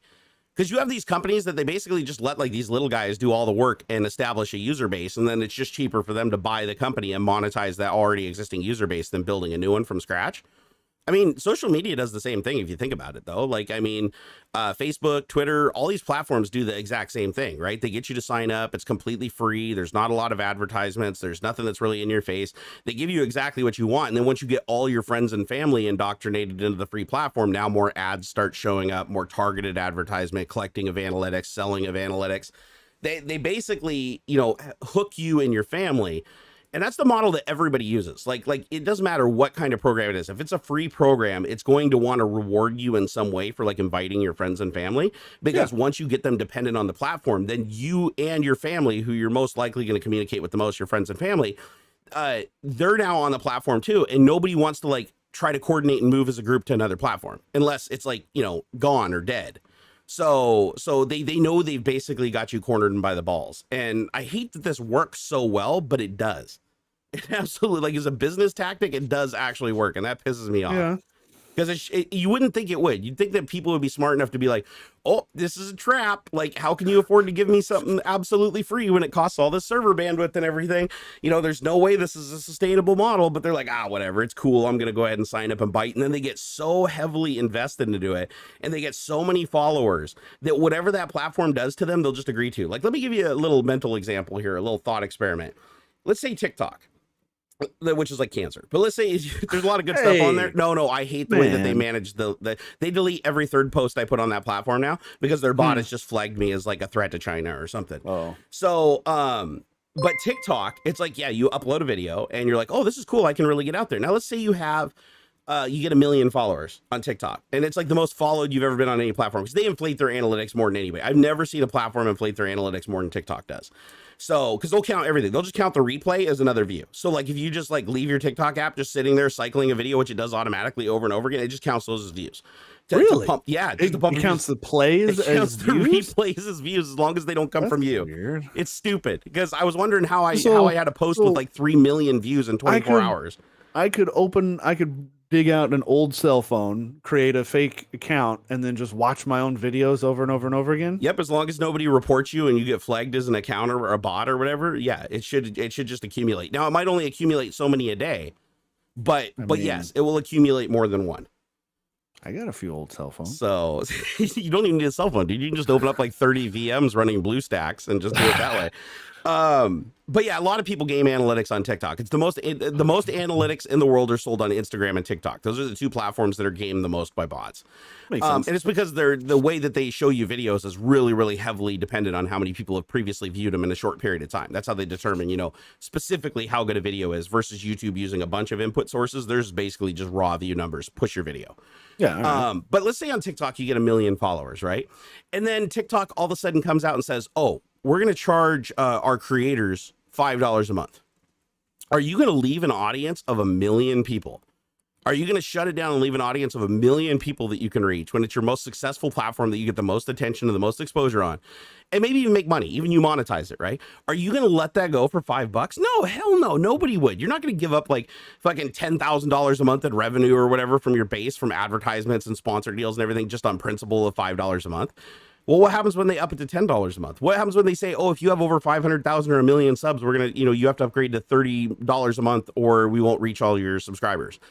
And that's kind of what social media does, if you think about it, because Twitter will have like, oh, do you want to promote your tweet? If you promote your tweet, it will reach more of your user base, and we'll even find people that are just like your user base to put it in front of, that don't even know who you are. Like, just pay us money. And so it's a little bit different that they're basically extorting you to do it versus it's opt-in, like on, say, Twitter. But they can do that, and companies do that, where it's like they're like, oh, we have to up our rates, or we have to charge more, like Netflix, right? Netflix is like, we're gonna have to up our fees some more. We're gonna have to up our fees some more. And people are like, well, I watch so much Netflix and I'm so invested in all these series, I'm just gonna pay it. Yeah. Like, I'm just going to pay it. I'm not going to quit on principle, because I get so much, joy and value and entertainment. And they know that. Once they know, they do their study and they know that the majority of the base are going to pay, they'll do it. Yeah. Yeah. And that's, it's business. It is business. I'm not saying otherwise, but I'm just saying, be aware that if something is free, it's not going to be free forever, unless it's an open source thing that is made by the community, that that the people that are programming for it are doing it for the explicit purpose of knowledge exchange with other people. Then that can be free, because what the profit that they're making from it is intellectual, right? Because they're working with the community towards building something. But you're fooling yourself if at some point in time somebody doesn't come along and try to acquire the rights to that open source, by getting the people who designed it to maybe change it a little bit or refactor it, if you will. Like, that's what we called it at Microsoft, refactoring, right? Take a piece of source code and change it so much that it does the same exact thing, but it looks different, so you don't get in trouble. Yeah. So you refactor the code, and then what you do is you just let the open source project die. Because if you were the key contributor to it and somebody messages says, hey, we'll pay you $80 million or whatever if you come and work for us, and then we'll use your open source base, and then you can just build our proprietary shit on top of it. That's like a perfectly like legal avenue. And people do that. They do it for music too. Music is probably where this happens the most. And this has got me so many times. That's why I tell people, don't put music in your YouTube videos unless it's from the YouTube music library. Yep. And the reason why I say this is because I have had so many times now where I put a piece of music into my video that I paid for, that I was subscribed to the music service. I put the video in there, I unsubscribe from the music service, and then it still allows me to use it because I have the little thing in my description that says I have permission to use this, blah, blah, blah, as of this license of this date. Then you fast forward like 3 or 5 years, and it's like, oh, you've been flagged copyright. It's not a strike, but like copyright claim, copyright claim, copyright claim. I get at least 2 of these a week now. And I have to go through and mute the audio in the video to get it back to monetized, because what they do is a second company will come along and buy the rights to the individual tracks or the entire library of those subscription services. And as soon as they do, they go into the YouTube copyright system, and as of that date, flag anybody that's using it before that date is stealing their music. And then they divert all the revenue from that video moving forward to them. And this has happened so many times. The funny thing is most of the time, not all the time, but most of the time that I've seen it, it's a company that isn't even a music company. It's like right. Yeah, Frank Castle's LLC or something like that, some LLC, because it's some guy that went and looked at YouTube and said, what is the most used song? What is the most used public domain song in all these videos? He goes and figures out, oh, this one's used in over 1 million videos. So then he goes and seeks out the person that created that music, that released it under a GPL or licensed it to that intermediate. And then he goes and buys the rights to that song. He's like, I'll give you $50,000 or $100,000 for that song. And the guy's like, dude, $50,000 for my music? That's great. Yeah, shakes his hand, takes it. And then as soon as he has in his hand that he purchased that original work from somebody, even if they made it public domain, they sell him the rights to that. He goes back and retroactively flags every video. And then the people that complain, he'll give them their video back. Like if you appeal it, he'll give you the video back. But nobody appeals something that's like 7 years old that only makes like 3 cents a month. But if he can get 1 million videos giving him 3 cents a month, he makes his money back in no time. Yeah. So did you hear about pisses me off so bad. There's some I think it's a fairly smaller company, but they have like copyrighted a bunch of keyboard clicky sounds and have been and they've been going through like gameplay videos and or like flagging gameplay. I mean, it's all automatic, of course, right? You just upload. I think how it works is you can upload a clip or something of your sounds, and then YouTube will do it for you. And people's like live playthroughs or like Twitch VODs and stuff have been getting. I don't think it's been doing it on Twitch, but on YouTube, they've been like, dude, why is my video getting demonetized? And they'll go and look, and it's because Joe Blow LLC has flagged your video, and it's like X keyboard sound 003. That is so dirty. My God, I didn't hear about this. Nuts, man. It's freaking nuts. And here's the thing: like people might think like, oh, they're gonna get caught and get busted immediately. No, they don't. I'll tell you why. Oh no, it's lots of false claims happen all the time, and when a false claim happens, you just go into your dashboard and say, I want to appeal it. And then, in 3 to 5 days or whatever, YouTube will come back and say whether they release the appeal or then YouTube takes longer and they rule, right? But what they do is these companies just go in every day and massively accept all the appeals. So if they flag 10,000 videos, only about 100 or 200 people out of the 10,000 are going to notice it and actually appeal. And then they just say, oh, okay, we're not going to contest it. That way nobody complains to YouTube and YouTube doesn't do the investigation to remove it from the library. But then the other like 9,500 videos that got claimed that are like 5 to 7 years old that are still making, a couple bucks a month, all that revenue just gets diverted to them for eternity. And so it's like, it's a really profitable business now, and it's happening more. I didn't know about the keystroke thing though. That's actually really devious, but also brilliant.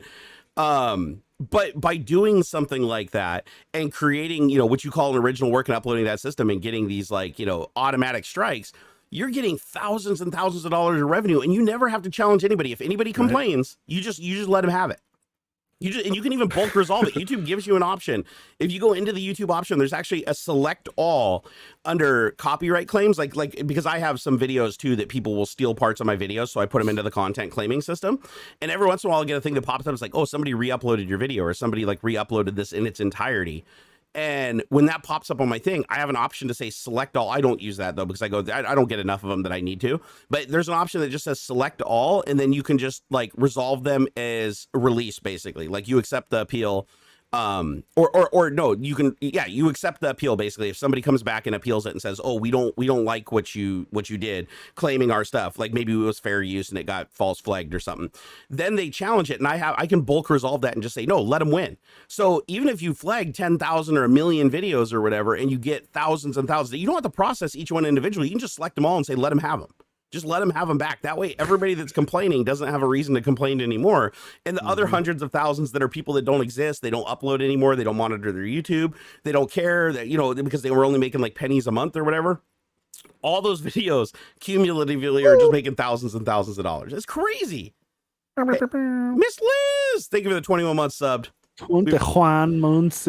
We appreciate it. That's great. We appreciate it. We love Miss Liz. She's awesome. She's the awesomest. The best. She is. Joe Taji, thank you for the $5. He said, I have seen PCs where a Chrome-like browser would start, then the user logged in. It turned out Avast installer was their own browser and took over. Oh.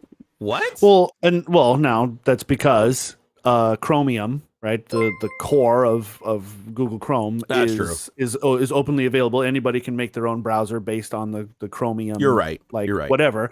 And so skeezy and weird, but that's not super bad, really. Not as bad as like, a bunch of freaking toolbars and stuff like it used to be, To be fair, I released my own web browser too. Did you ever see that? If you go to a search for Codegasm and web browser on YouTube, you'll find my video. I show you how to program your own web browser. And what it does is it basically pulls IE's engine, which is SHDoc VW DLL. It pulls the engine and builds a IE instance inside of your own window and completely controls it and can do you can swap out like every image with a cat's face and stuff like that. Nice. That code is up. I mean, it's really, really old, but it still compiles and runs. It's up on GitHub if you guys want to go fart around with it and make your own web browser or mess with your friends or whatever. But just to give you an idea, that's how simple it is to just like interject things that people don't know about. Mm-hmm. Like I've done this to my friends just as a joke in the past. I don't anymore because you'll lose all trust with people when you do stuff like this. But it's really, really simple, even for somebody that isn't super technically inclined. It's not hard for you to download a Microsoft installer package, like an MSI Microsoft installer package for like Chrome or any program you want, and then just decompress it to your hard drive, go in there and add a new setup exe that just calls the existing, like setup exe, change it to setup one exe, create a setup exe that auto run then calls or whatever. And then have it point to that setup, but first run your little malicious payload and then include your exe in it. And then name your exe something that's along the lines of like Chrome engine.exe or something like that. And then when they run the Microsoft installer, it's still the Microsoft installer package. It's not going to be signed at that point, which might raise some red flags, but most people just click through that shit. And it'll be like, oh, installing Chrome, Chrome's installed, you get your Chrome icon, but then in the background, you can run literally anything you want. So, because people are gullible, man, they will just install shit that people send them links to. Like, there are a lot of people who just click on that stuff and just do it. How many websites have you seen that have that fake, like, arrow pointing up that's like, oh, it's going to ask you if you really want to download this file or something. Click yes here, and it'll, to activate and get this new functionality in your browser to fix this virus, and you click on it, what you're really doing is telling Chrome or IE that, oh, I trust this, even though this is like a piece of shit and it's trying to call it out to me. Because the text usurps it. Like, you read their text first because it's bigger and bolder with an arrow, and it's like, oh, this warning is, this is a false warning. Like, you don't have to worry about this. Go ahead and click on it anyways. And people do it, and that's why it's profitable for them to buy that shit, right? Yeah, it's like, that's why these companies, or I shouldn't call them companies, let's call them scammers. That's what they are. That's why these scammers pay huge money to Google and stuff like that to advertise their link above the actual products. And the way that companies combat this is they're basically forced to pay Google for the advertisement just to make sure that they're at the top of the heap. Because if they're not, they're going to get inundated with support calls. They're like, oh, your browser's not working right. Or why has your browser got this bug in it from like 10 versions ago? Oh, I tried your browser and my computer's slowing down. It's using 100% of my CPU. And it's like, it eats up their support. Like, it's cheaper for them to just buy the ad to put them at the top of the search engine and usurp the scammers. Because if they don't, the amount of money they have to spend on the support calls from the people that are getting scammed basically circumvents that. Like it's more expensive. So it's just, there's a lot of like really greasy ways that people do this, but it's like, how do you like teach your mom and your dad and your grandma and shit that this stuff can happen. It'll overwhelm them if you try to tell them all the different ways these scams work. So it's just easier to just tell them, listen, Grams, don't install anything unless I send it to you. Yeah. Don't open, if you see an attachment on an email, it doesn't matter if it's a picture, if it isn't like resolving on the screen already and you got to download or click on it, don't do it. Just ignore it.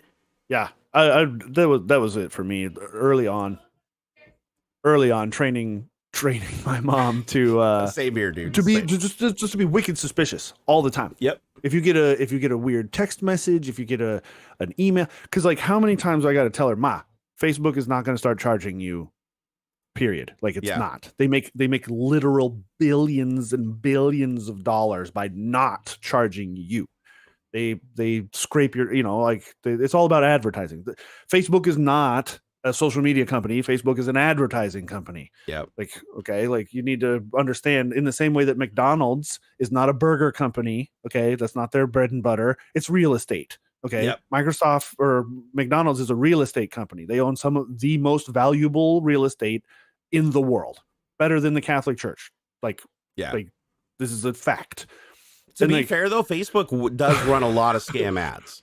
Like, sure, that's something you just got to be aware of. It's not Facebook. It's not Facebook allows people to run scam ads, but that's no different than NBC letting political ads be scummy and scammy. Like, what's the freaking difference? Well, they don't care what the content is as long as they're getting their piece of the pie. They need to present that though. That's where it starts becoming deceptive practice. They have been getting some finger wagons from the government. Yeah, like if 100 people report something is like deceitful, it should have a thing underneath it that's like a lot of people have reported this as a scam. You might not want to engage on it. But then again, the people that are paying for the advertisement might be like, oh well, I never, like, you can't judge my product or put a thing under it. So it's this constant back and forth. Well, I never, it's like, but I watch a guy, I think his name's Simple Green on YouTube, and he's this guy that basically just messes with scammers and stuff like that and buys scam stuff off of Facebook just to see what it is.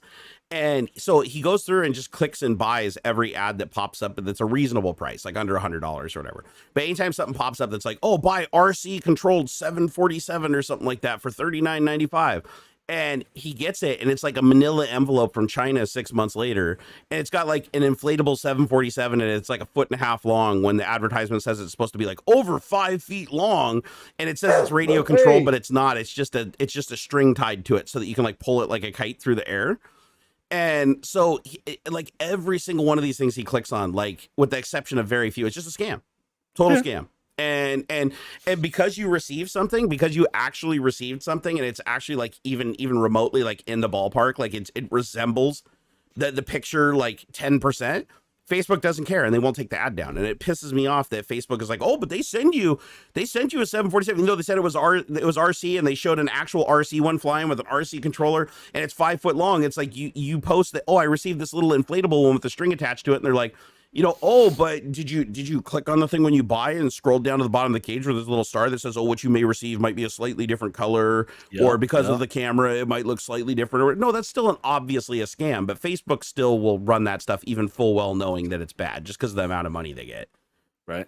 I don't like that. I think so. So again, you should probably train, your family and relatives, like, don't just like late night TV when you're buying crap, like Ron Popeil's super dehydrator that breaks after 3 days or whatever, or the pocket fisherman that the first time a trout over a pound hits it, it breaks it in half. Yep. Actually, I'll take that one back. I had a pocket fisherman when I was a kid, and it was actually pretty baller. So but most of the stuff's crap, right? So just remember that online, you have to ask yourself one question every time you do something. And this, tell your parents or grandma, if something is free, if it says it's free and presents itself as free, the first thing that you should be thinking about before you click on that is how do they make their money? And figure that out before you download it, before you install it. Do a little research and figure out how they make their money. And if it's not obvious how they make their money, it is almost certainly deceptive and bad. So that's how I do it. Like if I see a new product, I'm like, oh, this is totally free. Log in and we're going to give you all these services and stuff. And I'm like, but that costs bandwidth and that's storage. And they have to have, networking technicians and employees to manage this stuff and a support division and stuff. Like, where is the money coming from to support this? And usually if a company is honest, they'll tell you upright. It's like, oh, you may receive some advertisements, or we may collect some of your data, and you click on it and you say, okay, I approve this. But a lot of companies won't do that. A lot of companies will just be like, oh, our product's free and we just want to help the community and we just want to be this altruistic entity. And it's like, no. That is totally just bait to get you to install that stuff and use it. It's like, even if they're giving it to you free in the beginning, it's like they can't guarantee that it's going to stay free into the future. They can't do that. But they shouldn't lead you to believe that that's the case either, which a lot of these companies will. They're like, we're going to stay free forever. I've seen that so many times where it's like, our project is for the community and we're going to stay free forever because if we get enough people using our platform, blah, blah, blah, with a couple of advertisements, we can complete, they'll basically say, we're going to be around forever. And then it's like, oh, company sold for $500 million to this other company that's known for predatory practices. And then within like 30 days, you're installing malware. It's so stupid. I don't know. I feel like we have laws in this country that are supposed to protect us from that, but they only protect us from that from the really small guys that's like a single operation and like an attic, or the really big guys that get a lot of attention like Facebook and stuff like that. They have to go before Congress, but there's like this whole middle section of gray area where these guys just float through because they just don't attract enough attention one way or another. Hey, 13 Patek 13, thank you for the €5. We appreciate that support, man. Those super chats mean everything. He said, just want to say hi, you guys. Well, he said you gays, but that's okay. I mean, everybody's a little gay. You guys are awesome. Keep up the stream. Love your work. Thank you, sir. Thank you. And I'm always going to stay exactly 14.7% gay, just so you know. So it's a good round number to be at as far as I'm concerned. It goes up a little bit each year, but I think that's just because, testosterone's coming down. I'm getting older. It just is what it is. It's biology. What about Wikipedia? Well, Wikipedia is actually incredibly honest. Yeah. I love Wikipedia because the very first thing at the top of the page is like, we are supported by donations. Please give us money. Yeah. Like, and then twice a year, they send out all those emails and they got the banner ad thing and whatnot. Exactly. And I like that because it's completely obvious when you use it, 100% that they are just getting money from you. It's kind of like how we operate, right? It's like, other Knox over there. He's got an ad going on. Oh, by the way, you gotta like give your ad guy some attention over there. What is United States Ghost Town? Oh, so they've advertised before. It's I guess a blog. But there's all kinds of cool, there's like write-ups and stuff on different ghost towns all around the United States. They've got like talking about advice and adventuring tips and things to go check these places out. It's really neat. UnitedStatesGhostTowns.com. Actually, the links are scrolling through there, and I've overrode the tabs I had because I was poking around at other places. And their Facebook too. Same deal. I think it's so. Are they like a Halloween thing, or no? It's just like kind of like a travel blog, I guess would be a good way of putting it. Because is it like a small time operation, couple people, or is this like a company? I think it's one guy. Oh, geez, okay. Runs we the like website. The little guys. He's a software engineer, 9 to 5, and then he runs a few different websites, but I like this one a lot. I don't know everything that he's into, but this one in particular is really neat because I like checking out, cool, weird, spooky stuff. Not necessarily spooky stuff. These are more ghost towns, like in the sort of like wait a second, I know this sense, guy. like abandoned, like Wild West towns and stuff. It's really neat. I know this guy. Yeah, he looks very familiar. I'm pretty sure I've met this dude in person too. Yeah, I've met. He's got his full name on the website. It's Jason Smith, and I feel like I've met this person in real life because his face is very, very familiar. And if this is the case, if you're watching, Jason, and I apologize for not being. I wonder if he's a Microsoft engineer. Pretty terrible about that sorts of things. He's headquartered in Idaho, so he could have worked he actually could have worked at Microsoft. Yeah. But it's really neat. He's like, there's like a list of them by state. Okay. Apparently there's bunch. There's a bunch in Arizona. Duh.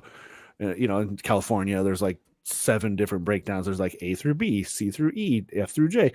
Let's see here. Let's see here in Washington. Oh, there's only one link. There's not very. So he's a computer system specialist in the Marine Corps. If there were ghost towns, they'd be in Eastern Washington because any of the towns here in Washington that would have become ghost towns are now gigantic cities like Seattle and Tacoma. And yeah. Let's see. Computer system specialist course instructor. After the Marines, I took a job. North Dakota State University as land administrator before moving to Boise, Idaho. Let's see. HP is a phone tech support. I don't see Microsoft anywhere. Hold on, let me keep bleeding. Currently, I work in a hybrid role as a software engineer, SDET, and IT systems integration analyst. I mean, SDET is used pretty commonly throughout the industry, but SDET is something that's heavily used at Microsoft. So I'm curious if he's ever worked there. Because I swear I've met this guy. It's happened before, though, where I've seen somebody who's incredibly like close to somebody I've met before. Yeah, but this guy, just I look at him, I'm like, I know I've crossed paths with this dude somewhere. I just don't know where. Yeah. That's cool though. Hey, that's cool, man. Go check it out. Yeah, United go States check 'em Ghost out. Towns, man. It's good info. Real Spooky cool. shit. Yeah, really cool stuff. Just especially if you're into like Paranormal or urban exploring and stuff. No, it's not presented in like a spooky. So it's literally just like towns that are Halloween abandoned, sort of way. right? Yeah, like, yeah. Okay, It's just gotcha. It's just like lists. It's just at its very core. Yeah, it's like lists of There's a lot of abandoned ghost towns in the United States. Like I watched this guy on YouTube who has like there was always towns around the gold rushes, right? And then when the gold dried up, those towns just shut their doors and left and went somewhere else, right? And so a lot of these ghost towns are like based on mining communities. And there's a guy on YouTube I watch. God, I wish I could remember these guys' name. I just have them in my subscription list.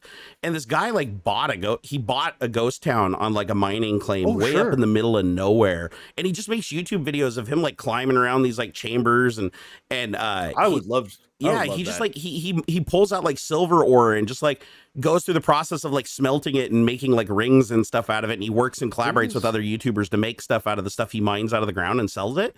And I'm like, that's actually pretty cool. Like I get really into it, man. He makes these videos that are like an hour long and they just blow by. I wish I could remember the dude's name. Just recently I saw, recently in like, I don't know, maybe 2015 or something. A couple, like a married couple, bought a town here in Washington for like 30 grand and it come with like a gas station, a little hotel, its own zip code. That's gotta be in the middle of nowhere. Yeah, but and like it's their he got it. It's the Sierra Gordo mine. That's the mine that dude bought. Neat. I see we have some other fans here. That's sick. Dude, he's a trip, man. Like, I don't know what it is about mining channels. I think Gold Rush, that series Gold Rush, got me like really into these mining guys.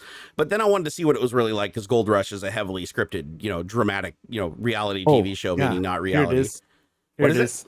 One tiny town to Bothell couple for $360K. My bad. So that sounds a little bit more realistic for a town. Well, they bought a whole town. Yeah. The town for half the price of my house. The town of Wauconda, a town of 335 they residents. Wakanda? Wauconda, Wauconda, finally sold for $360,000 to a Bothell couple. Yeah, after a month of bidding on eBay, produced no winners for Daphne. Let's see, what is it worth today? It's on Zillow. Hold on here. In the Okanagan, so it's not super out there, but Okanagan County is pretty rural, I would say. But there's a gas pump, a restaurant, a small store, a 4-bedroom house, and its own zip code. So the house. So I'm looking at the house right now. Yeah. $459,000 is what just the house is appraised at right now on Zillow. That's not bad. That's not bad, man. They bought the whole property for $100,000 less than that. That's cool. I just think that's funny. It's like Wauconda, but it does sound like Wakanda. Like I'd buy that just to tell people that I bought Wakanda. Isn't that neat? I cool. would like to own a town. Well, did you hear about Did you hear about the Titan missile silo up off I-90 that sold for like 250,000 or 280,000? There've been a couple missile silos I've looked at that would have been interesting. I wanted to go find it, but I can't find the address for it because apparently the guy that bought it is like really protective of it because I think he turned it into a bomb shelter or something like that. Cool. But yeah, a Titan. It was a Titan missile silo. And I want to say it was huge. It was like 14,000 square feet or something like that of like livable space inside of it. And it had like the cool chamber with like the suspended springs and everything. He does YouTube videos on it, but he doesn't ever show the exterior. Nice. And he doesn't say the location either, but I know the location of this. Like I know which, just because I was aware of the sale when it happened. This is back when I worked at Microsoft a long time ago, but it went for like, I want to say it was $250,000 or $280,000, 14,000 square feet of space underground, and it basically had one of these Titan nuclear missiles from like the 60s or 70s or whatever in it. And they never put an actual missile in it. Like they built the whole thing and it just sat there empty. They never armed it or deployed it, and it just filled with water and rusted. Like it was full of water. Like when the dude bought it, he had to pump out like a bajillion gallons of water. But I'm like, dude, how cool would that be just to own like an entire Titan missile silo underground that you could, literally you could build a mansion in there. It's so much livable space. And the Titan bunker itself is like 20 stories tall, so you can put like, you can put levels in there if you wanted to. Yeah. I think that's pretty cool, man. Like I would, but $280,000, like you can't buy like a house for that up in North Bend. Like you can buy a trailer for $280,000 up in North Bend. So imagine just like buying that and then just like, going down, refurbing it, putting in some drywall and stuff and sectioning it off into rooms. I mean, it'd be awesome, dude. It's probably like moist and damp though. That's the only thing that'd be kind of weird is you probably have to put some kind of HVAC system in there. Otherwise it just fills up with water and gets like super humid. Oh yeah. But I think it'd be pretty cool, man, just to have like, this giant freaking hatch. Oh no, they did seal the hatch. That was the other thing that they said is that the hatch was welded shut. Great. Which is good, right? Because you're never going to open it anyways. Dude, it's probably like a 100,000 pound hatch. Dude, the whole silo part just becomes a giant greenhouse. Just what I'd imagine. Yeah. Just a monster fucking hydroponic thing. I mean, because what is it, like 100 feet or more deep? It's got to be a lot. It's really deep. Yeah. And you just start small. You start small. You start at like the very bottom and you just start growing up and up and up and up. And the whole tube is just sunlights and stuff. It'd be freaking cool, man. That would actually be pretty cool. Just to put like moss on the walls and stuff like that and some vines and just have them grow up towards the sun at high noon. That'd be pretty baller. Put a giant swing like all the way to the top so you can just swing from one side of the chamber to the other. Just this big, huge drooping swing. Or just leave it filled. Leave it filled up to the first level because there isn't a ground. It goes down deeper to the ground level. So just leave it filled and have it be like a pool. Like put a filtration system in there and some koi and just like sit there and swim around in your like 40-foot deep pool. Yeah, actually that'd probably get pretty nasty though. Like and plus the amount of power that you need to filter something like that would probably be insane. Hey John O'Rourke, thank you for the $2 in the unicorn, man. We appreciate it, dude. Let's see what else we got going on here in chat. Ivan said, he has a question for us. He said, I'm really curious to hear your opinion about the Russians shooting down the satellite. Let's do it, man. What is that? This is new to me. What is that? What? You're joking, right? Yeah. What? Dude, you're the space guy. Are you shitting me? You haven't heard of this? No, I didn't hear about this. Okay, you're not fucking with me for serious. Nope. Okay. Nope. I know. I did hear that the space station people had to run into like their shelter in place, man. life pods because of a bunch of debris cloud or something. But other than that, so here's what happened: is Russia decided to shoot down one of their old busted ass spy satellites, and they claimed that it was a weapons test. They didn't claim that it was a destroy the satellite test. They claimed it was a weapons test. Okay. And they fire this missile without telling anybody. They didn't tell anybody, and then anybody, not even their own cosmonauts on the freaking ISS. They didn't tell because there's 2 Russian cosmonauts on the ISS right now. And in China, their ally, they have their space station with 3 people on it living there right now. So they decide to fire this missile up there. It hits this satellite and blows it into, I think they're tracking 14,000 pieces of new debris. Wow. From blowing up the satellite. So this huge swarm of debris was actually high likelihood of danger to the ISS, and they couldn't get out of the way because the field was so big. Oh, that's why they had to run away and hide, was because Russia, or why they had to hide in the capsules, because Russia blew up a fucking satellite. Exactly. I thought it was just like a bad, there's a, because there's all kinds of space junk out there. We've left a lot of shit floating around out there. So I figured it was just like, oops, we just happened to, bad statistics. We just happened to fly through this random cloud. This was for real. And the thing is, Russia didn't tell anybody. So the reason they had to run and shelter in place is because all of a sudden these people that are tracking this space debris see like 1,000 new pieces of debris just come out of nowhere. And they're like, who did it? Like, who did what happened? Who did it? And the Russians finally were like, we were testing a missile and shot down a satellite. Big whoop. And so everybody on the ISS had to scramble. It was literally like an emergency transmission. Like, everybody on the ISS, you guys need to get in your suits now. You need to get into Soyuz. You need to get in the Dragon, hunker down, because you might be like detaching from the space station and coming back to Earth in a hurry. Wow. And so they were in their capsules for 2 hours. It took 2 hours for this danger to pass. And luckily they got away with it. Like, if anything did impact the space station, it wasn't big enough to do any like noticeable damage. But yeah, this was legitimately like not a drill. Like, get in your space capsule, stay there for 2 hours, and you be ready to hit the button to detach and come home and be done. Wow. So they were the world was pretty pissed off with Russia for doing this. And the thing is, Russia's done this before, and China's done it too. So this is like, actually, we started it. The United States was the first one ever to successfully shoot down a satellite, but that was back before we were, putting fucking astronauts living in space. So, but the biggest thing was the satellite was old. It was old and just junk. It was just junk. Or they say it was junk. For all we know, the damn thing's been working, you know, because it's a spy satellite. Right. So it may have been working up until like yesterday, and they were like, "Oh, battery's been dead. Let's shoot it down." But it was a pretty big satellite. So it ended up, after all was said and done, I think they're tracking 14,000 pieces of trackable debris. That means that it's big enough that the radar can identify it, right? And track it. But they said that there could literally be hundreds of thousands of tiny little inch-sized debris flying around at 17,000 miles an hour or whatever, like bullets. And they don't know how many of those little pieces are in an orbit. Like some of them might have blown clear, some of them might have come down and fallen into the atmosphere, but there's a lot of them that could still be stuck in orbit. And so now this is shit. This is like literally like 14,000 more pieces of shit that we have to track now for eternity. That's one day going to contribute to the Kessler syndrome. So, or the cascade of a satellite blowing up and then taking out 2 satellites, and then those 2 take out 4, and those 4 take out 8, and it just ends up just creating a giant fucking orbit. Like we're literally going to be Saturn. Like we're turning the Earth into we're slowly turning the Earth into Saturn. Jeez. And of course the Russians are like, it's no big deal. Like the U.S. blah blah blah. They knew that this was like not a big, this no problem. It posed no danger to blah blah blah.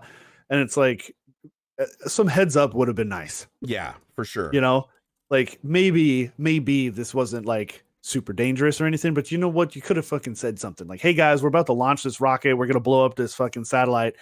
Just a heads up." You know, like you had your own people on that station too. Yeah, they literally had cosmonauts on the space station. Russia gives a fuck about their don't cosmonauts. How many people died before Yuri Gagarin like was successful? Yeah, literally, he was like one step below dog. Neat fucking kind of conspiracy thing. I guess they're and I this is super off the cuff, and I'd want to do a little bit more digging, but I just stumbled across this the other day that some like amateur radio folk back in the day, we're talking like 50s, you know, early space race stuff, have some alleged recordings of so like Yuri Gagarin's like supposed to be like the first like human to orbit the planet, I think is what it was.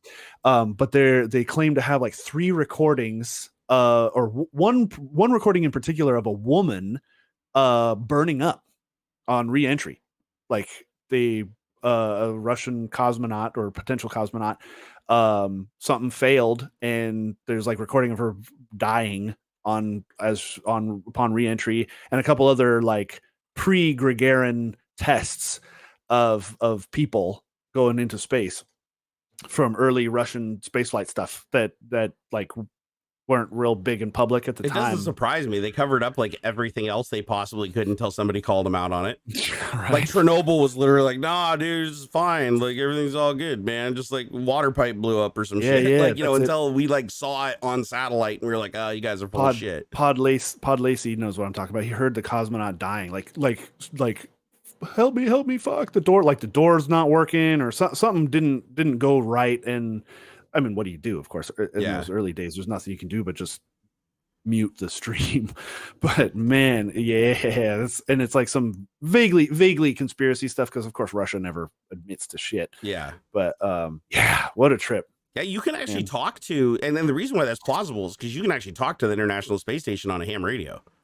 Oh, I bet. Like I watch these YouTube videos all the time of this guy. He's like literally like, okay, they'll be over for 9 minutes. Like he figures out like when he'll be able to bounce his signal off the atmosphere or whatever, or penetrate the atmosphere, because like if it's shallow angle, it bounces off or something. But he's like, there's a 9-minute window where they're overhead where you can talk to him. And he has YouTube videos where he doesn't get them every time, but sometimes they fly over and he does this like little, "This is my ham handle," calling ISS, blah, blah, blah. And somebody will literally answer back and be like, "Hey, thanks for calling the ISS. What's up down there? How's it all going?" They have like a conversation for like 5 or 10 minutes. And I was like, dude, that's pretty damn cool that like regular people can just like call up the ISS, right, and chat them up if they have a powerful enough ham radio and the right position and everything to like reach the space station. I was like, dude, that's really freaking cool. And the fact that they actually respond too, because you'd think like there's only a few of them up there. It's like you got to think there's a million ham radio operators on Earth like trying to talk to them like all the time. But that must not be the case if these people, these couple of YouTube videos I've seen have actually got through to. Wouldn't it be funny if it's not the International Space Station? Like, can they confirm it? Could it just be somebody messing with them? Like, "Oh, hi, this is the ISS here on the same frequency. What's going on, guys?" Like, That sounds like something I'd do. So Oh, yeah. So there's actually a Wikipedia article about this, about what I was just saying about the serious. So there's these some recordings. validity to this, possibly. It's called the Judica Cordiglia brothers. Two amateur radio operators. They released recordings alleged to be radio communications taken from secret Soviet Union space missions, blah, blah, blah, blah, blah, including the dying sounds of a suffocating lost cosmonaut. This would have been definitely would want to take credit for February that, of 1961. A cosmonaut is audibly recorded suffocating to death. Like it goes. It says in total the Judica I'm butchering this. Cordiglia brothers released 9 recordings over a period of 4 years. The details were as follows: May 1960, a crewed spacecraft reports it is going off course. November 28th, 1960, a faint SOS Morse code signal is sent from another troubled spacecraft leaving Earth's orbit. So, like, there's probably some Russian folk out there just floating around. Russia was like the original SpaceX, just test to failure. They just had humans on theirs. A cosmonaut audibly suffocating to death. A capsule is recorded orbiting the Earth 3 times before re-entering the atmosphere just days before Gagarin made his historic flight. Orbiting spacecraft makes an appeal for help after going out of control. A cosmonaut loses control of his spacecraft, which veers off into deep space. Space capsule misjudges re-entry, bouncing off the atmosphere out into space. Cosmonaut dies during re-entry. Cosmonaut is killed when his capsule burns up in the atmosphere. All between 1960 and 1964. That's definitely something they don't want us knowing. Like that would be a huge blow to them. Fucking trip. I heard too that like before their space program really took off, their main like rocket guy, couldn't get funding. The Russian government didn't want to spend any money on space rockets, so he spun up fake like news reports and stuff that the U.S. was doing it. And that's genius. That is absolutely genius. Tricked the Russian government into giving him money to start their own space program. That's clever. That's really clever, actually. That's fucking crazy. He invented stock manipulation before GameStop. Like just go out there and just manipulate your government into giving you billions of dollars. Yeah. No, I mean it's not too far fetched because we almost lost. You remember the cosmonauts that did the first spacewalk? I can't remember which mission it was, but the very first spacewalk that ever occurred from our capsule, the Apollo capsule or whatever. Yeah. They had the door like open from the outside.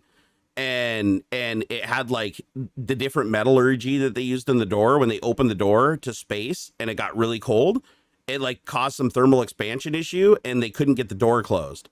So the dude was just like, they spent like an hour talking back, like trying to figure out how to get this door closed because they can't re-enter with the door open. Obviously, that's just going to burn them up. But they did finally get it closed, but they had to tinker with it for like a really long time to get it closed, and it changed the whole design of the door. That's why the door looks like the new design of the door is like super complex and sophisticated so that it doesn't do that. But the original door, they couldn't get the damn thing closed. Could you imagine being out in space? You do the first spacewalk and you're out there with your little was it gas gun to like move yourself around in 3D space with like a cord connected to it. And then you get back inside and you're like, all right, let's head back to Earth. It's like the door doesn't shut. Like that has got to be like an oh shit moment if I've ever seen one. Oh, Dub said that they didn't try to hide the first satellite, though. Well, no, that was on purpose to scare the shit out of us. That was very purposefully. Like they built that satellite and had it broadcast on AM radio station just to beep on everybody's radio so that everybody would know the Russians were like overhead.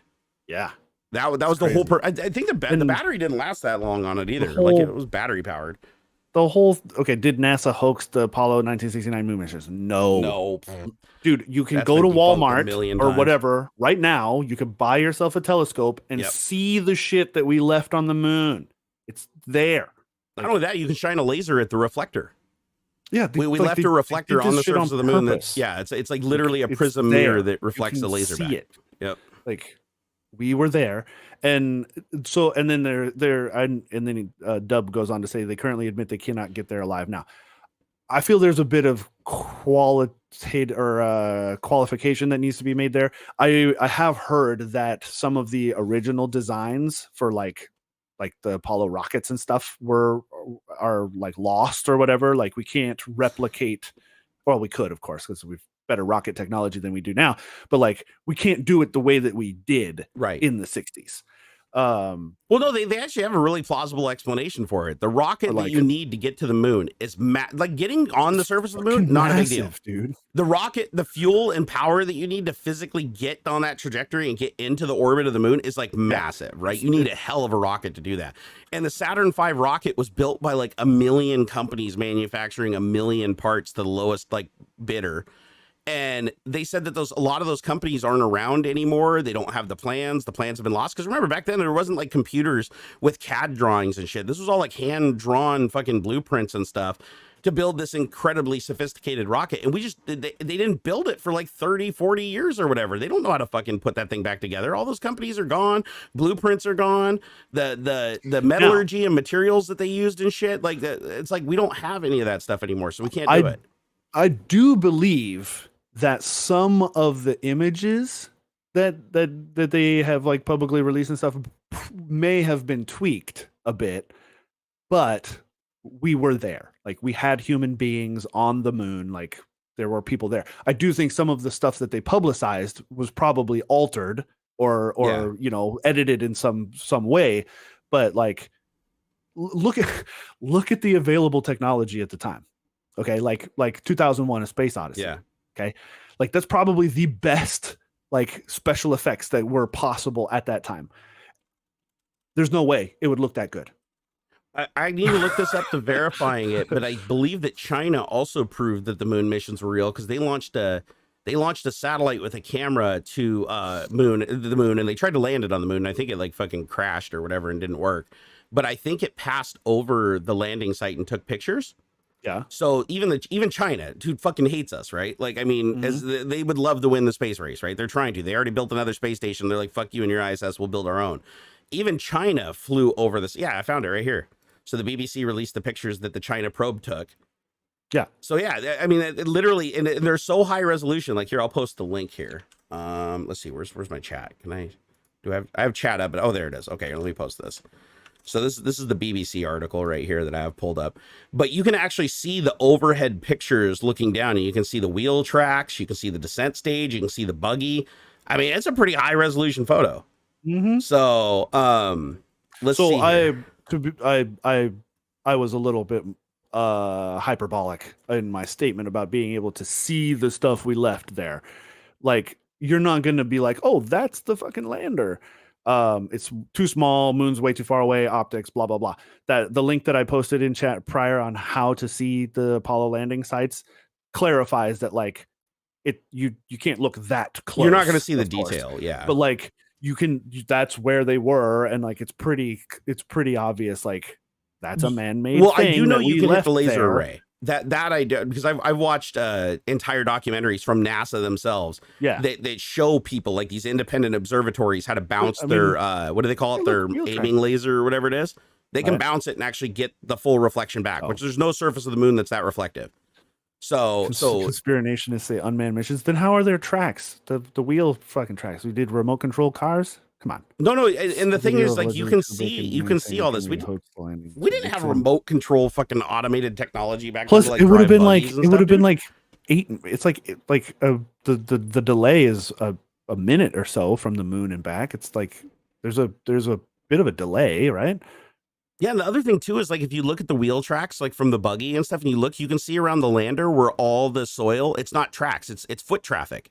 Yeah. You can actually see it in here. Let me see if I can pull up this picture. I think it was on that original link, but let me copy the picture. I do want human beings to get back to the moon as freaking quickly as possible, dude. Like we're finding so much cool shit out there that like wasn't the landing on the dark side of the moon? No, they wouldn't be able to do shit. Plus you can see the Earth. Like, yeah. No, it's on the facing side. Yeah. So, but the definitive proof, like if you need definitive proof yourself that we landed on the moon, go figure out where that mirror is, because it's all online. NASA disclosed it. Because scientists use it all around the world for all kinds of experiments to figure out how close the moon is getting to the Earth. That's what they actually use it for. It's like laser range finding, right? But there is a mirror that's on the moon that they can tell you precisely how to target your laser if you have a laser that can track at that sensitivity. And you can hit it with this laser and bounce it right back. And there's no other place that you can point it on the moon that will reflect back even remotely that much light. Yeah. So we totally put a mirror on the moon. Now, did we do it unmanned? Unlikely, because that mirror had to be deployed and calibrated by humans. Like, we didn't possess autonomous rovers and like a crane and a jig that could put this thing on the surface of the moon and adjust it to that level of precision. Like, there's no freaking way. It had to be deployed by humans. So it blows my mind that people still think that thing was faked, because it's like, dude, I can't.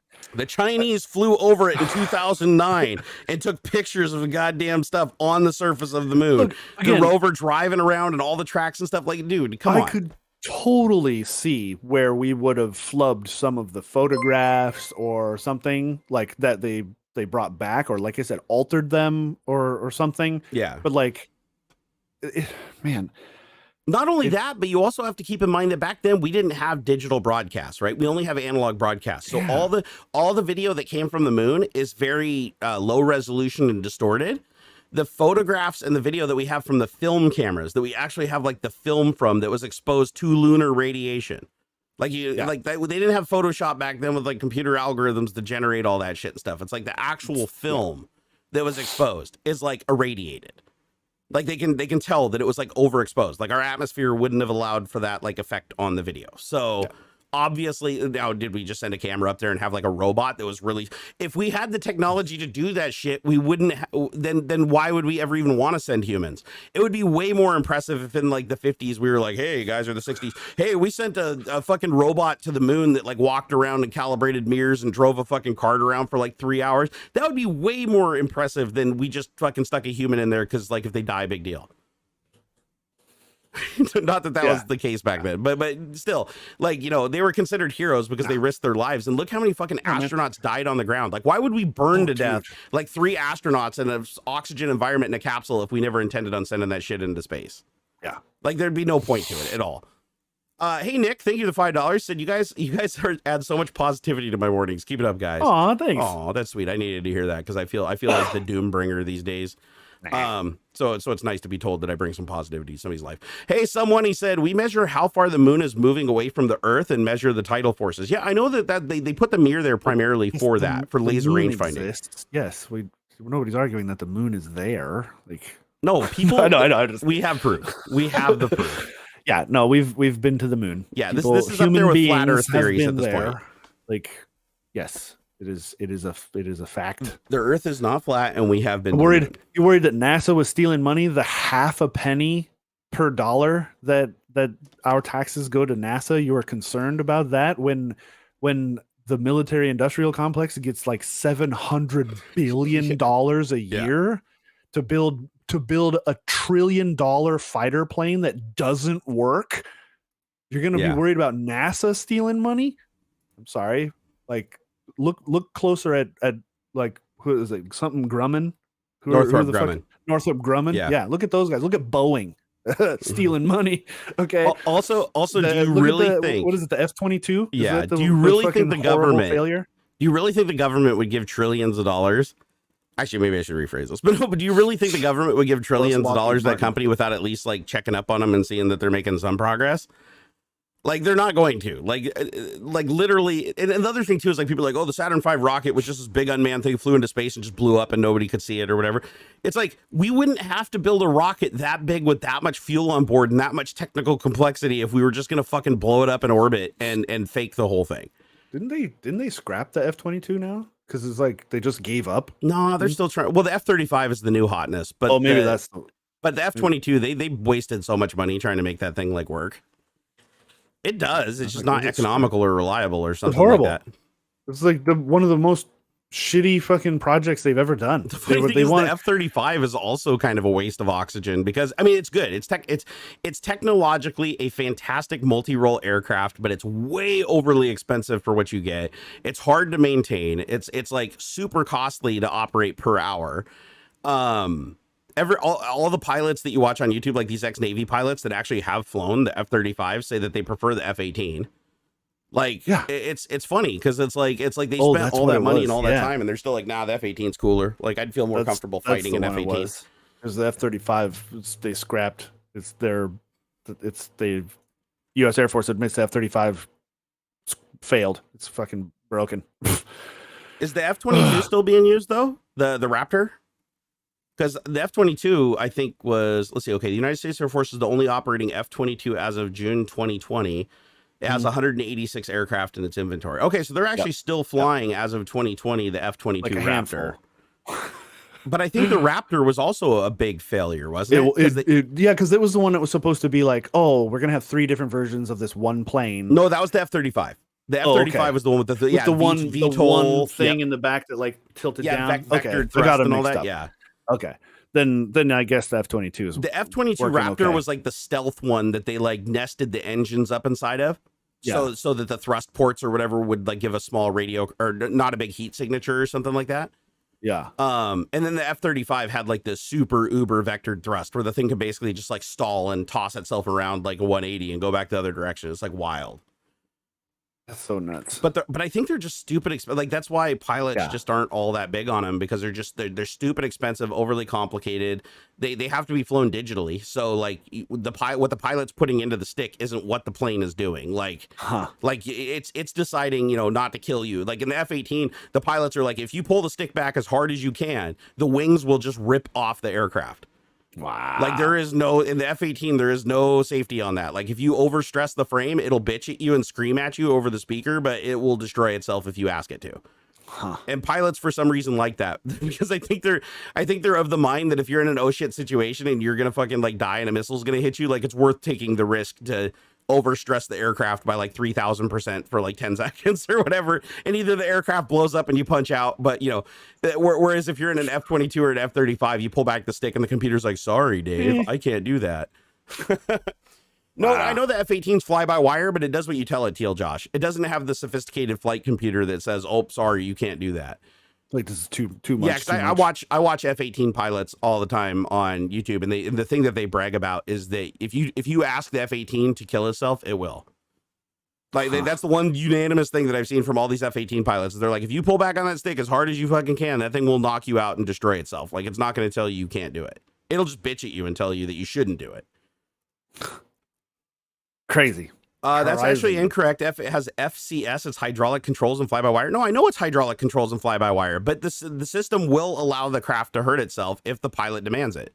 Oh, I don't know if they have to disable the system. I don't know if there's a button they can push, but if you go watch any YouTube video where these guys are flying this damn thing, they all say the same thing. That's like their favorite thing to say as an F-18 pilot is if you pull back on that stick hard enough, you can get the thing to rip its fucking wings off.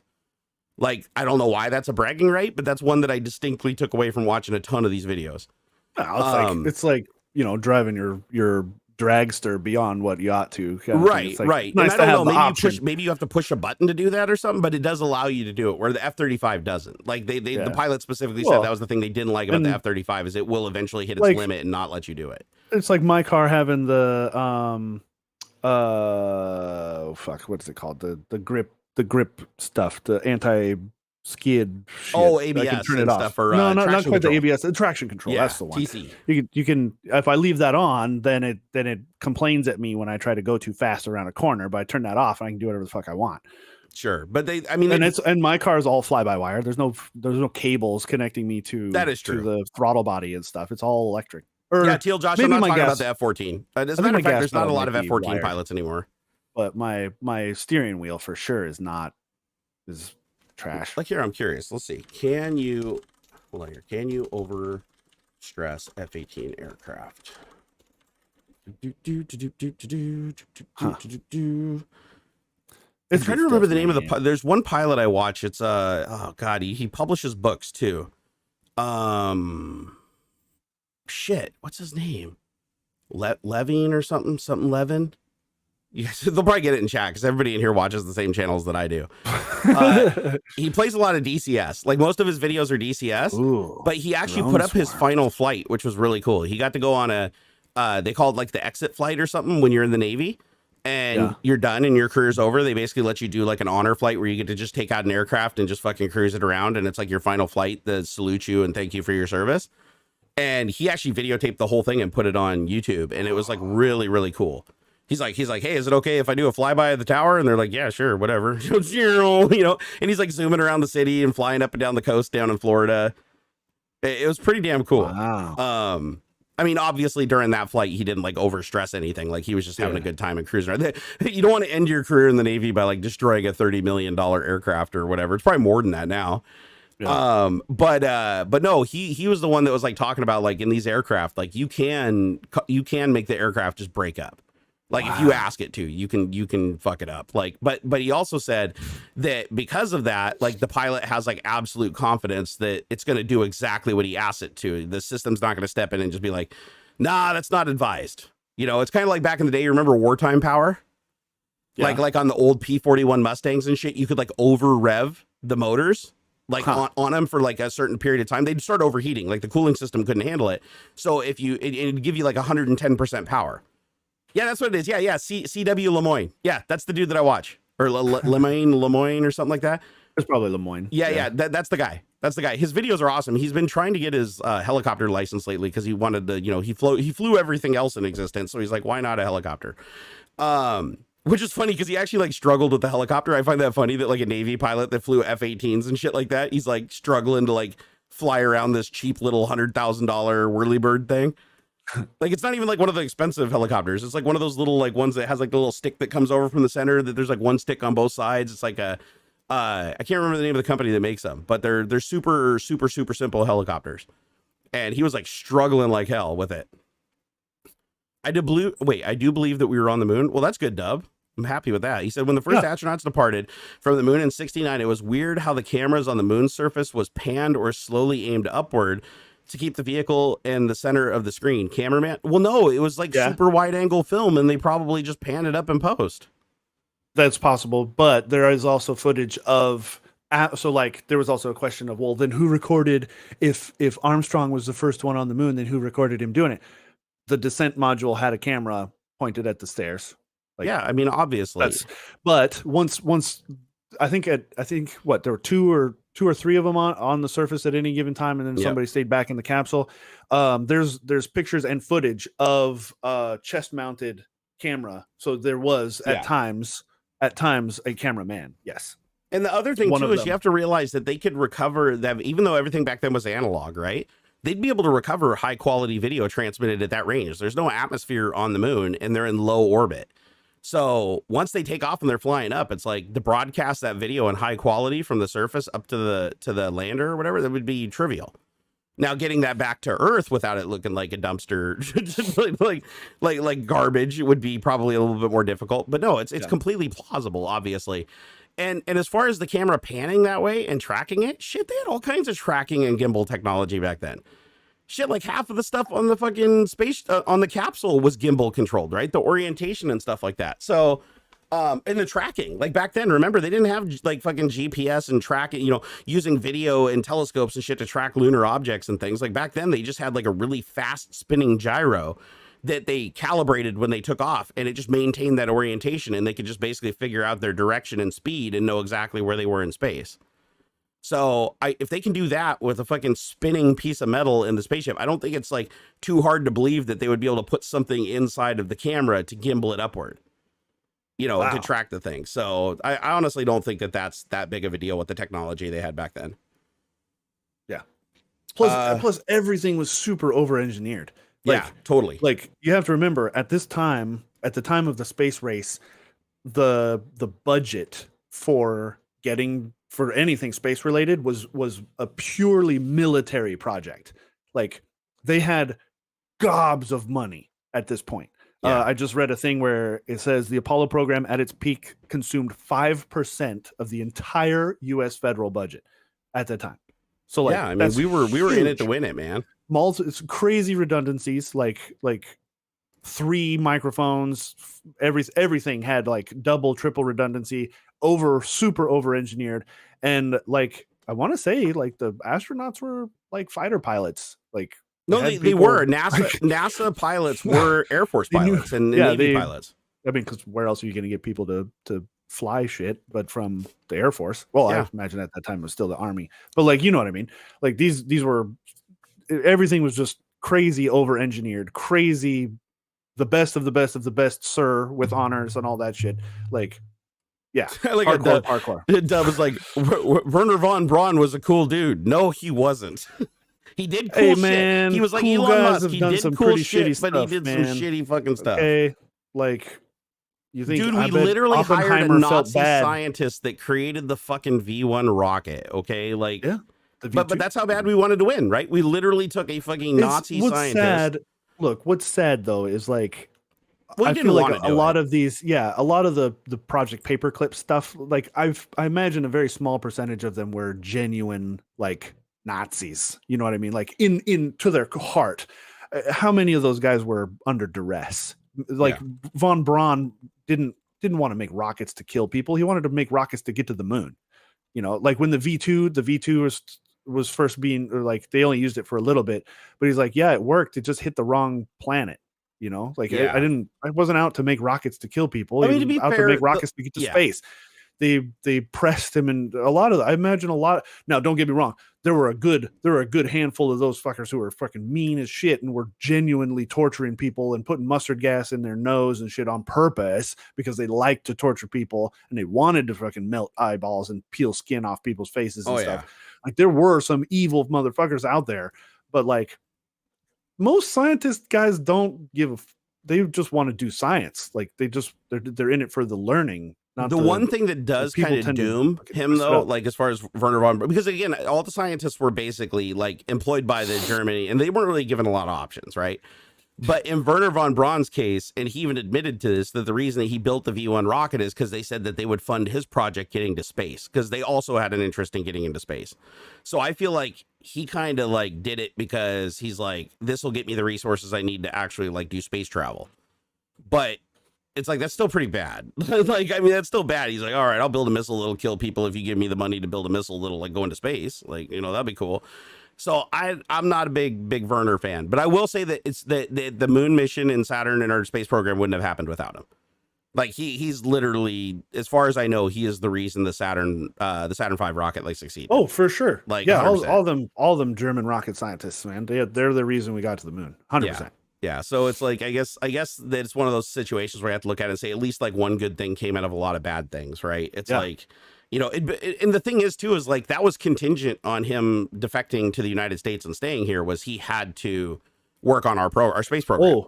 Oh, the whole paperclip thing was like, you work for us or you're going to go to the Hague. Exactly. So it's not like we like invited him over here and go, oh dude, will you do this for us if we give you tons of money or whatever? It's basically like, dude, we're going to lynch you if you don't fucking build us a rocket that gets to space. And so I mean, Einstein would have been a part of it too if he hadn't have run off earlier, you know? Yeah. Well, if Einstein had been here, it would have been nuclear powered, dude. It would have been like, man, dude, it's so crazy. Go to Mars. It's so crazy to see like toward the end, like the last like 2 years of World War II, the Germans were right on the cusp of some like mind-blowing advancements. They had jet fighters.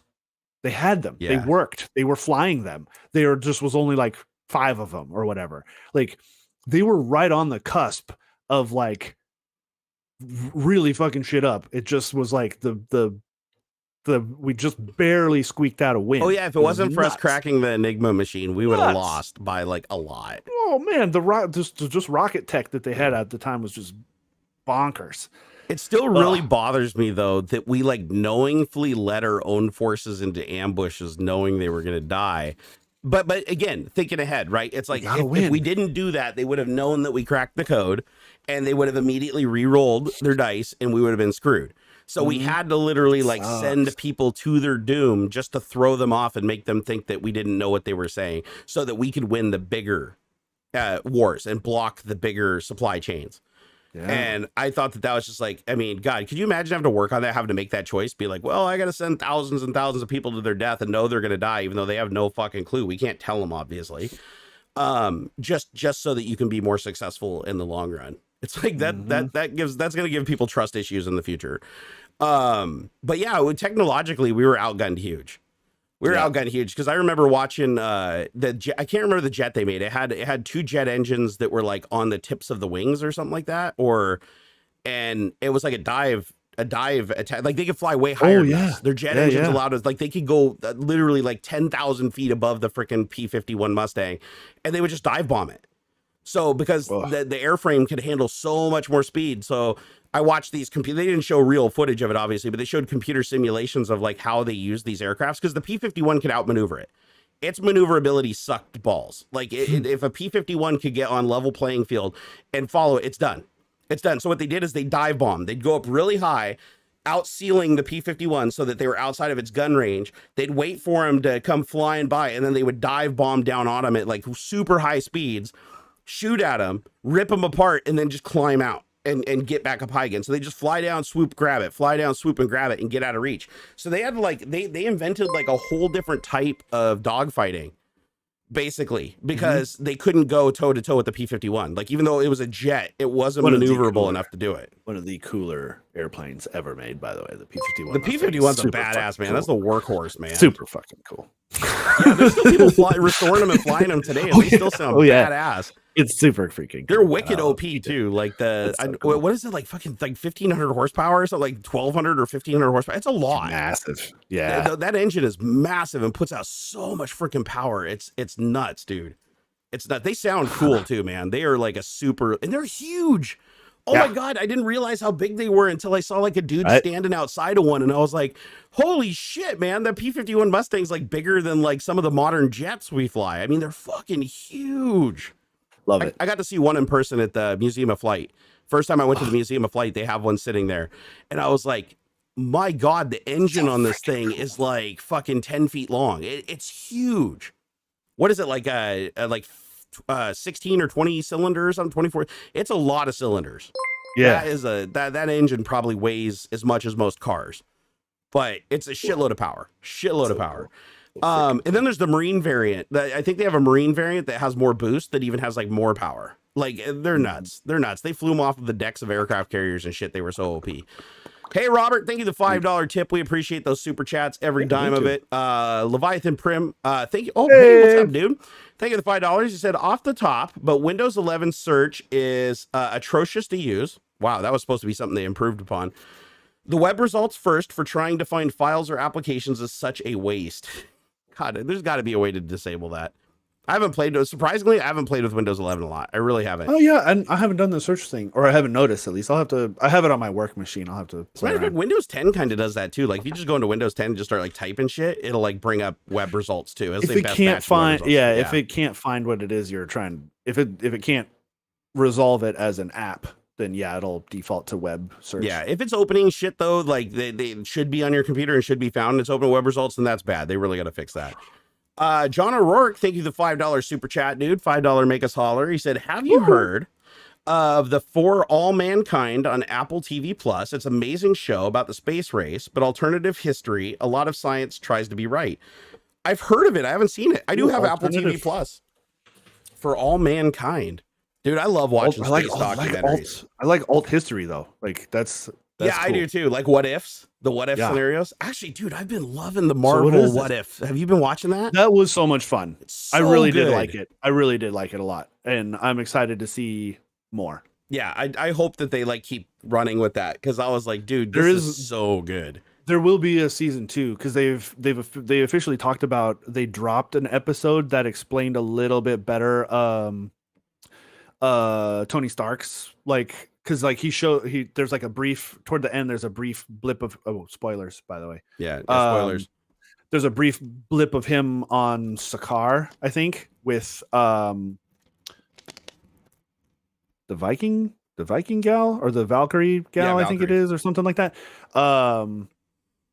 And when you know he's gathering up whatever, they dropped an episode in between that was supposed to be like Tony Stark's what if, more than what if Killmonger saved him. Yeah. Right. But they had to push it to the next season, and it kind of bobbled the overall flow of this season. But I love the what if Thor didn't have or was an only child. That was a great one. I loved it. So much cool. So yeah, dude, I'm stoked for all of the Marvel shows that are coming. All of what they're doing with Disney Plus is great. I'm super glad. I feel like Marvel is like one of the most like consistent like movie franchises there is. Like, I think the smartest thing they ever did was put Kevin Feige as the overall boss of what Marvel is doing, because I think that's the biggest problem Warner Brothers is having with DC, is they don't. It's so mixed up. It's so. I agree. There's nobody. There's no plan. There's no like. how many Batmans are we gonna have? How many fucking like? It's so weird. Like I don't mind that they dropped Justice League without introducing like solo movies for the different heroes and stuff. Fine, that's okay. You can explain them later. Like that's whatever. That's okay. But it's so disconnected, so disjointed, and the fact that the like studios are sticking their fingers in, messing with the Zack Snyder's cut of Justice League is way better than Joss Whedon. Yeah, way better. I hated the first Justice League, and I love the redo. Like Joss Whedon does great movies. Like he's not a bad director, but like, what was that? Like, come on. Like, or the Ayer cut of Suicide Squad. I'd love to see. They keep fucking with the vision of their directors. Like, just let them trust the people that you're putting in control of these properties and let them do it. Yeah, what they ought to do is let Zack Snyder be the executive producer of the entire DC EU. Like that's Zack Snyder should be the guy. It's the only way they're going to compete. They need a Russell White just said, no continuity, no real cohesive universe. That's what they need. They need one person with a vision, of a plan, like when Marvel came out, said, hey, this is phase 1, this is phase 2, this is phase 3. Like it blows my mind that they had a 20-year plan. Like who does that? Yeah, mostly sticking to it too. It's great. Man, and because man, I love some of the DC stuff. I'd love to see more Batman. Like like Christopher Nolan's Batman's amazing. I love that Batman. Would it be if they did an Injustice trilogy? Superman as a bad guy takes over the planet, kind of stuff. That'd be cool. And it's got to be Batman as a rebel with like the whole Injustice universe or whatever it is. Oh man, the whole Injustice storyline would be fucking sick, and it would put them on top. I think if they just doubled down on the Injustice storyline, would be sick. It'd be super cool, especially the beginning of it because it's super neat. Like Joker steals some kryptonite and the fear gas from Scarecrow, mixes them up, puffs Superman with it. It tricks Superman into thinking Lois is what's the big monster that he can't ever kill? Not Darkseid. I don't know a lot about the DC universe. I can't remember the Doomsday. That's what it is. Tricks Superman into thinking Lois, who's pregnant with his kid, is Doomsday. That's dark. And Superman's freaking out, beating the living shit out of Lois, drags her out into space, kills her, and then the fear gas wears off, and he's like, "Oh my god, I just killed fucking Lois." And then it turns out that he goes and just punches his fist through Joker's chest, but Joker had a thing attached to his heart that if his heart stops, it set off a nuke in Metropolis. And so Joker dies, Metropolis explodes, killing everybody, and it breaks Superman. He's like, enough is enough. It's so hard to do that in live action, though. I think it could. It would be so dark. Like it'd be like 3 rated R movies. Yeah, you'd feel really bad watching that. Like, but I feel like Warner Brothers and DC could do rated R movies they'd be more willing than Disney and Marvel. Like it was a push. It was a real big push to get like Logan rated R. It was a real big push to get Deadpool and Deadpool 2 rated R. Like these were like major like concessions to have those happen. And oh man. Yeah, I haven't seen a lot of the Batman cartoons. Like I heard that there's one is like, what is it, The Killing Joke or something like that? That's supposed to be really fucking dark. I haven't seen that yet. I need to see that. That's a good one. Yeah, because I feel like in the cartoons they can do the really like hardcore dark shit and get away with it a lot easier. Well, and HBO or HBO Max has been doing a Titans show that's supposed to be real dark and has been wickedly successful. Oh, I've seen it. I haven't watched it, but I've seen it like pop up, and I was like, I wonder. I want to check it out. It looks neat because I love that. I want to because I thought it might be like The Flash, like where it's all just bubble gum and fucking like Supergirl, which is fun. Well, those have been turned. Those turned the I actually WB like Supergirl. I really turned like out, the worked out real well. No, I agree. I liked them, but I like the dark shit. Like I like if you're like They The should. Boys was my favorite ever. Like I can't wait for another season of The Boys because holy shit. That has got to be the darkest like superhero. Like, I mean, that's literally about as close as you're gonna get to what you were talking about. Like with like Superman fucking like killing his pregnant wife, thinking she's somebody else. It's like The Boys is that personified. Yeah. Well, and honestly, look, I don't know much about the comics and stuff, but DC has, especially with Batman in particular, has always kind of edged a little dark. Yeah. You know, they've always kind of been kind of in that way. Well, I mean, look at the genesis of the story. Dude, like kid watches his parents get gunned down for like some fucking pearls or something from a drug addict. It's like that's a pretty dark origin story. You know? It's like you're gonna grow up pretty fucked up. Why not? Like just double down on it, man. I'm real excited to see Robert Pattinson's The Batman. I think that'll be fun. I think he'll make a good Batman. I think will be a good beginning to a darker, grittier, more noir style. I just hope they do a sparkle cameo somewhere, like where he like looks into the moonlight and his face sparkles a little bit, just as a call out to like Twilight. Yeah. Pete Riley, I highly recommend you look into the Injustice storyline comics. They're really, really good. They're really, really good. I'm not a humongous comic person, but I read a lot of the Injustice storyline. Dude, it's really, really good. Speaking of good movies lately, one really surprised me that I'm going to recommend to you guys. If you have Red Notice, fucking Red Notice, dude. I thought a little goofy. No, but fun. Goofy. Don't take it seriously. It's not like it's got some Indiana Jones vibes, but don't take it seriously. Like it is meant to be just like a fun movie, and it's supposed to be out there, and it's supposed to be more of a comedy, right? Like comedy and adventure, action adventure. I was blown away. I clicked on this thing thinking Rotten Tomatoes like gave it a shitty score, but then the viewer score is like 98%. It's really high, but like the critic score is super low because all the critics wanted to like take it seriously and like, oh, it needs to be more cohesive and blah, blah. It was a fantastic movie. Ryan Reynolds nailed it. Fucking The Rock nailed it. Gal Gadot nailed it. It is so fun to watch. Like I will go back and watch that movie like 10 times over because it's just the comic timing and the fun of it. It's just a really, really fun movie. And when I clicked on it, I had super lowered expectations, dude. I was like, this is straight to Netflix. Here you go. A bunch of, A-list actors during COVID or whatever getting pulled in and, given obscene amounts of money to phone it in. Yeah. No, it should have been in the theater. It was that good. It was pretty good. I did think it was kind of goofy.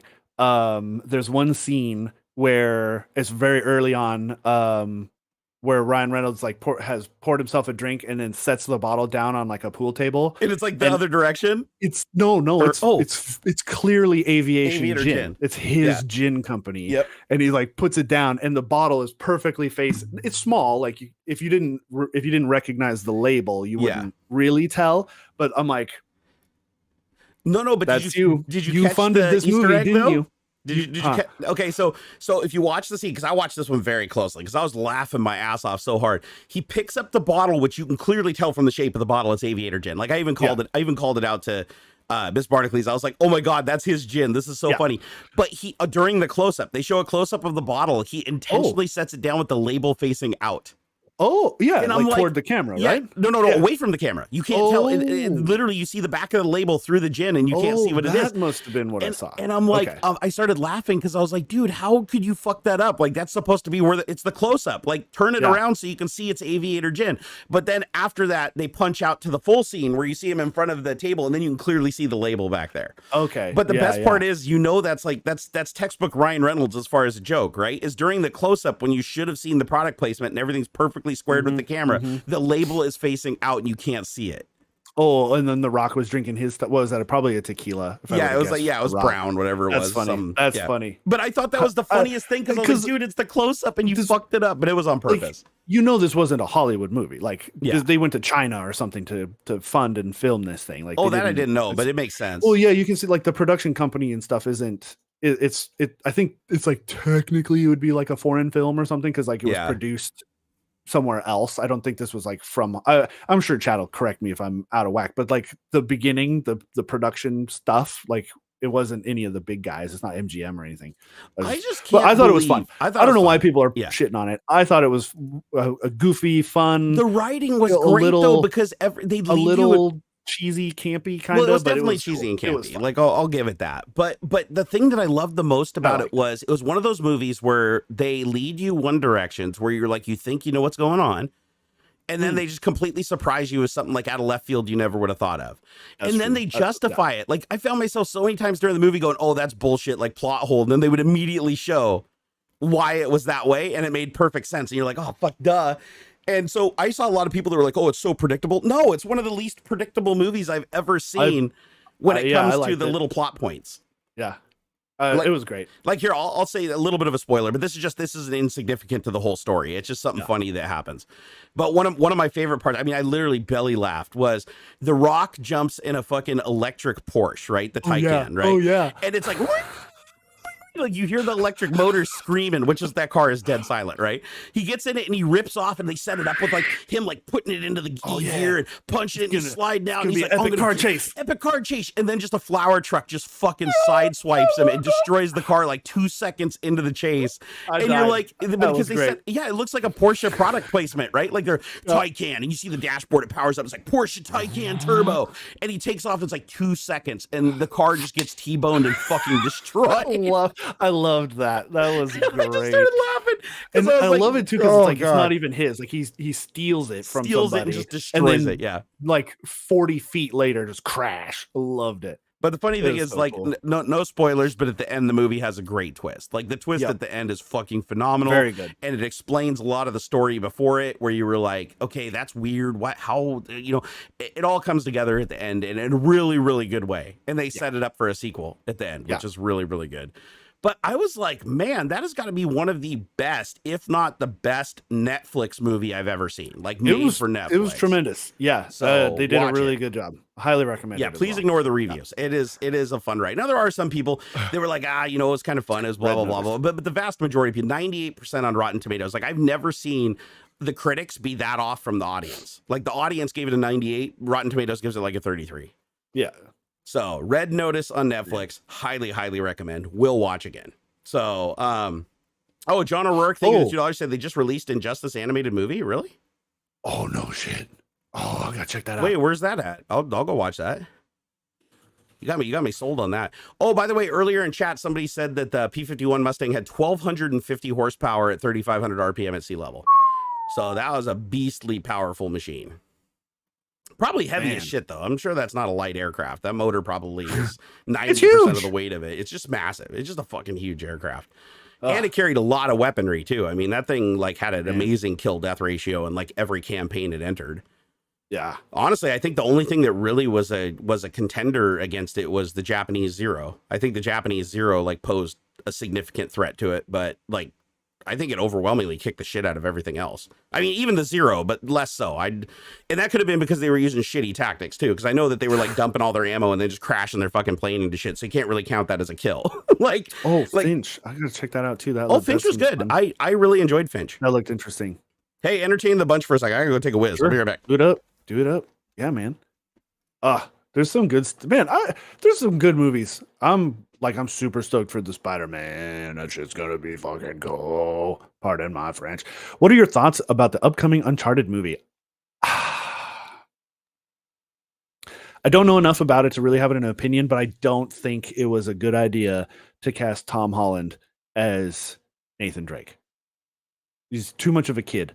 And like I know that like it's supposed to be like a prequel sort of thing to the games and stuff, but he's still too much of like a kid. He looks too much like a kid. He's I know everybody would have liked, and me included, would have liked to have seen Nathan Fillion as Nathan Drake. They did that fan film and it was tremendous. It was great. But I think Nathan Fillion would have been like too old. Maybe if he had been his the not the sidekick, but the partner guy, the older partner guy would have been fun. Who is it? Like who they got as his Uncharted movie? Mark Wahlberg is supposed to be Sully. That's weird. Not old enough, right? But then again, prequel, so like everybody's supposed to be younger. But Tom Holland is like, he looks like he's 20. and that just doesn't strike me as a good. He doesn't have the look for the sort of like Indiana Jonesy like adventure film like that. I just it's yeah, he's too young, and that's, I feel like I bet it'll still be like a good adventure movie. I think it's going to probably come off as about like mediocre. It'll just be like meh. It'll be kind of fun. You know, but I don't think it's going to be, you know, blowing up. Is all. Did I hear my name? Nathan Drake. We were talking about the Uncharted movie. I love the video games. I'm obsessed with them. I've watched like complete playthrough sorts of things, and they're great. It's like if I had a PlayStation, I'd have gone through them all. Yeah, I've bought 2 PlayStations now just for that game. Yeah, like because that's it's cool. exclusive and you can't play it on PC or Xbox. So right. When's the movie coming out? It's just listed as 2022. Oh damn. It's currently listed at February 18th, 2022. Yeah, isn't like Nathan Fillion playing Nathan Drake because he basically is Nathan Drake? Oh, no, they didn't get him? No. Because it's supposed to be like a prequel to the games. Oh, is my understanding. It's actually got Tom Holland playing Nathan Drake. I was just saying, like, I don't think that was smart because he's so young looking. Yeah, he doesn't, and like I get it. It's a prequel, but he just doesn't have the look for the sort of like gritty. And Nathan Drake has Indiana like the chiseled jaw and stuff. Yeah, like why didn't they just get the voice actor to do it? Like, who's the guy? Nolan North, I think, is the guy who voiced Nathan Drake. He looks like he should be Nathan Drake. I always thought Nathan Fillion would be the perfect Nathan Drake. Yeah, man, fucking Nolan North could have played this guy. He looks just like him. What's his name? Nolan North. It looks just like him. Looks just like freaking Nathan Drake. It's like, why not? Yeah, it's pretty close. It might as well just be him. But it's fine, whatever.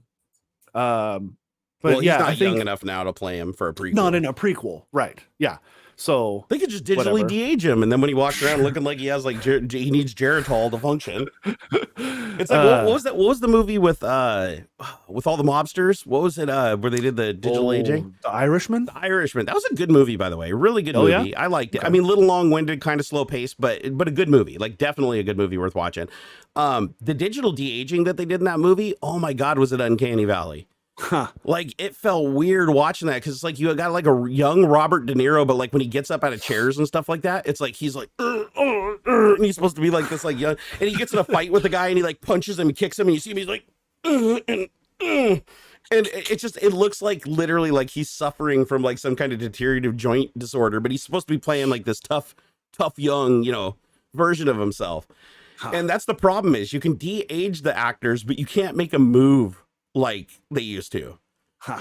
Like I mean, I guess you could put them in mocap suits and like speed up the footage or something, but it's like it doesn't look right. Like that was the thing that gave it away and made it Uncanny Valley for me when I watched it, because I'm like, this is weird. Like when he moves and gets up and out of chairs and he moves like an old man, but he looks like a young man. It threw me. It completely threw me.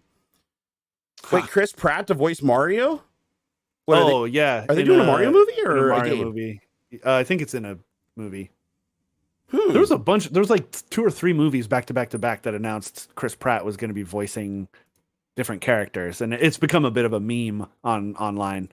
I love Chris Pratt. Chris Pratt is a fantastically good actor. I like him. This is good stuff. Is Peter Quill in Guardians of the Galaxy? Yeah. He's as perfect for that role as freaking Iron Man and what's his nuts, Robert Downey. Right? Yeah, I feel like Chris Pratt is kind of like Ryan Reynolds in that, like, totally. the parts that he plays, it's like basically just himself. Yeah, you know, and that's good. Like it makes it a lot more real. Yeah, if you haven't seen Free Guy too, it's pretty good. I mean, it's not honestly. I liked Red Notice better, but Free Guy is still good. Like it's a good movie and worth watching. Yeah. Ryan Reynolds is just one of those actors where it's like you just know he's just gonna be a sarcastic dipshit, like and just like present as really nice, but just be really sarcastic and backhanded all the time. And I like that. Like he just plays that so well. That's why he was perfect for Deadpool. Like I could not see Deadpool as anybody else other than Ryan Reynolds. It had to be him. And do you ever get the feeling like watching Ryan Reynolds in the movies, like he improvs like over 50% of it? Like they just give him the general, like, this is what we're trying to achieve, and he just pulls it out of his ass. Because every movie, I swear, it has a pacing that like a writer could not do. Yeah. Like the way he delivers it in every movie, you can tell it's him, and he's not just playing that character. It's like he's bringing a piece of him with it. And every single one, more so than any other actor I know. He seems to just like, I don't know if that's like, that might be an insult. I don't know, to actors. Like, I feel like he can't act. He can just be himself, but he's just wildly entertaining. Yep. Because even in Red Notice, you get that incredible sarcasm through the whole movie that just makes you like, you just want to let him go. You just want to be like, oh man, I'm rooting for this guy, even though, you know, he's a thief and all this shit. Like I just want to root for him. And no matter what the situation is, he doesn't take shit seriously ever. And that's what I love about him. Same thing in Deadpool, right? It's like when he like chew his arm off or something like that to get away from, cuts his wrist. Yeah, to get away from what's Colossus. Like, Colossus, yeah. And I always thought that was like really funny. And he grows back his little baby hand, and he's like, "Oh, look at my little baby hand," or whatever. Or he gets ripped in half, and his like little baby legs grow.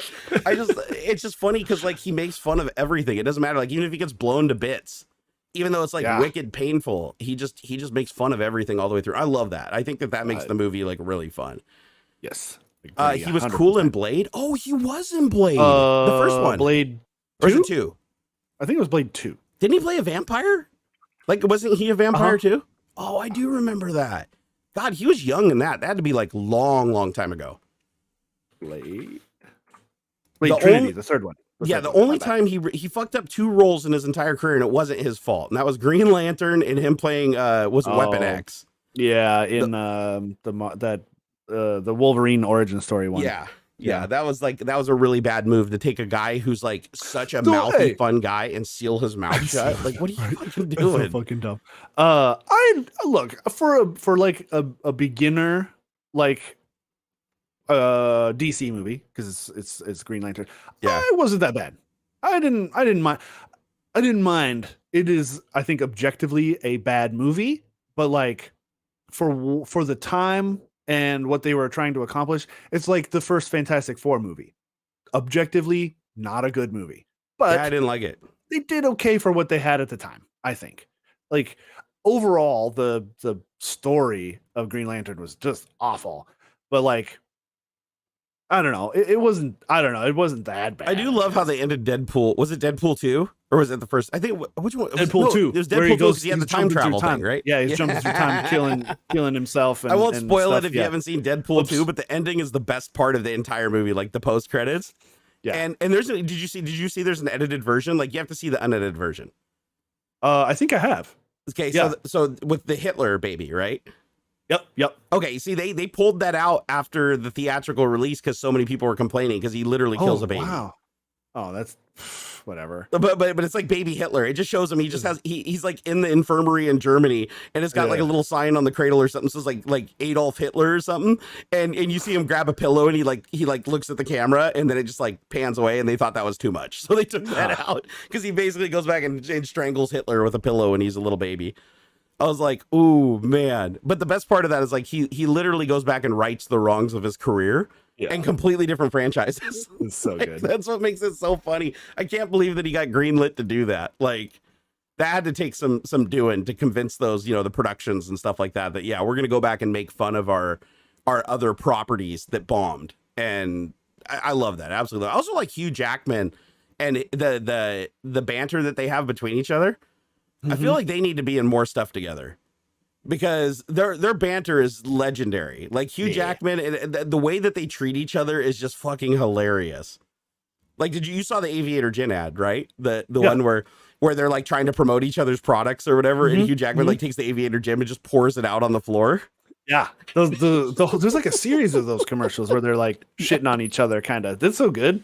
But what made it so funny in this one is that Ryan Reynolds was like taking it seriously and promoting Hugh Jackman's product like really nicely. He's like, "Oh, this is so good and it's so wonderful," and then it panned to Hugh Jackman. He's like, "What? This is vodka." I thought we were joking. Yeah, like, dude, yeah, exactly. He's like, dude, I thought we were doing it for real this time. And he looks embarrassed. He's like, dude, I didn't know, man. I didn't know. But he's just dumping his fucking shit on the floor and saying it's garbage. That's great. It's great. It's genius, man. Dude. So you guys got any questions before we wrap up here at 1 p.m.? Yeah, We've got about 6 minutes left. If you guys want to AMA it up a little bit or ask some questions we haven't addressed this show. Yeah. Wait, but that joke is the only time Deadpool can't say something smart ass comment? Something smart ass comment. Hey, I'm getting better at reading these like misspellings. Good. Yeah. Like Schwarzenegger and Stallone back in the day. I love the story. Yeah. I love the story of Schwarzenegger tricking Stallone into doing stop or my mom will shoot. Yep. Dude, but here's the difference. Like Hugh Jackman, it doesn't actually hate Ryan Reynolds. They actually hate each other. Arnold Schwarzenegger and Sylvester Stallone absolutely hated each other. Yeah. And what makes that a little bit different is that later on they ended up coming together in The Escape and The Expendables. So, and I think The Escape was produced by, was that Schwarzenegger or was that Stallone? I can't remember. One of them produced one and I thought the other one produced the other. But then they started doing productions together and they loved it. Like they loved working together and they buried the hatchet and now they're like good friends. But yeah, if you ask them, it's like back in the day, they would always get the same casting calls for the same movies and they hated each other because they'd keep stealing movies away from each other. And it made it really hard because they were both trying to be the apex, action star of the day. And so they absolutely hated each other. There was nothing like, about it. They literally wanted to kill each other. And now Sylvester Stallone, I think, is the one that creates the Expendables, right? What are they on, like Expendables 3 or Expendables 4 or something now? I think there's a fourth coming. I love that. Oh my God. Did you see Jean-Claude Van Damme take a swipe at Steven Seagal? No. What? Oh God, it's because they hate each other too. Jean-Claude Van Damme and Steven Seagal, their entire career have absolutely hated each other. He is a proper piece of shit. Like I think he's been like convicted for human trafficking. Oh yeah, and shit. Like, he's a terrible fucking human not being. A good human being. And he's a fucking liar. Everything comes out of his mouth as a fucking lie. His entire life changes every 15 minutes. Fucking, he thinks he's like a Navy SEAL and a fucking like he thinks he like invented fucking Aikido and stuff. And it's like, dude, you suck ass at it. We've all seen the videos in fucking Russia. Like, dude, you'd get your ass kicked by like a 12-year-old kid fucking who plays soccer.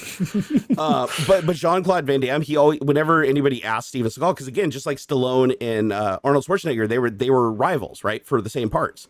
Sure. So Jean-Claude Van Damme's funny though, because he kills him with kindness. Anytime you talk to Jean-Claude Van Damme, it's a little backhanded, but he'll be like, I really like Seagal. I think he's got good energy and good screen presence, and he could just lose a little weight, and maybe go to the gym, eat a couple feet less sandwich. No, I don't mean that. He looks at the camera. No, I don't mean it like that. Like, I really love the guy's work, but because he's like, what do you think about him being in the next Expendables movie? Because he wasn't formally invited because Jean-Claude Van Damme's in Expendables, and he's like, what? And he's like, yeah, no, I think he'd be really good for the movie. He's just got drop like 100 pounds, and hit that gym really hard and really want it. But no, he should be in that movie. But then they go ask like Steven Seagal about Jean-Claude Van Damme, like, hey, what do you think about Jean-Claude Van Damme or whatever? That guy is a fake and he doesn't know anything. He's never fought a day in his life, and I'd be able to kick his ass. And it's funny because Jean-Claude Van Damme's like, anytime, buddy. Anytime, anywhere. I will do it on TV, any person. And Steven Seagal always backs down. Is like, I don't have to prove nothing, blah, but he's the one calling him out. Like, that's what makes it funny is he calls him out, and Jean-Claude Van Damme would fucking just rake him over the coals. Like, I bet. Fucking in a second, dude. Like, Jean-Claude Van Damme was like, fucking, how many karate medals did that guy have? Like, and his flexibility and his movement and shit. Holy crap. Although I will say that Jean-Claude Van Damme is responsible for fucking hurting so many actors throughout his career. Oh, I bet. Like he's good at hurting people. That's about all he's good at. No, I watched him interview all the people that like he's. My dog's about to explode, I think. Hang on. Oh shit. Maybe another delivery. No, but no, it's funny because it's like Steven Seagal tries to call out, like Jean-Claude Van Damme tells a story about how he went to a party and called him out, like, let's step outside because he's being really rude. And he's like, let's step outside. And he literally waited outside for him like for 2 hours, and he literally ducked out the back door and left the party without telling anybody. And he waited for him outside for like 2 hours, and everybody corroborates his story. Even Steven Seagal's friends corroborate Jean-Claude Van Damme's story that he actually did at that party wait outside. because Steven Seagal was like, I'll kick your ass. He's like, let's go outside anytime right now. Hey, we got a group here. He went out and waited for 2 hours, and Steven Seagal like chickened out and like snuck out the back door and fucking left. Whatever. And then there's another story where Steven Seagal says he can't be choked out.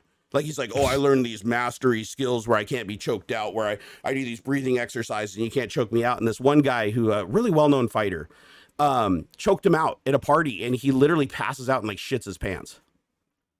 And a bunch of people corroborate the story. Like, a bunch of people were there when this happened. Steven Seagal's like, no, he didn't do that. He tried to choke me out and he couldn't, and blah, blah, blah. Even his friends are like, no, I was there. He like fucking passed out and shit his pants. Like, so that's a story that follows around Steven Seagal for a long time.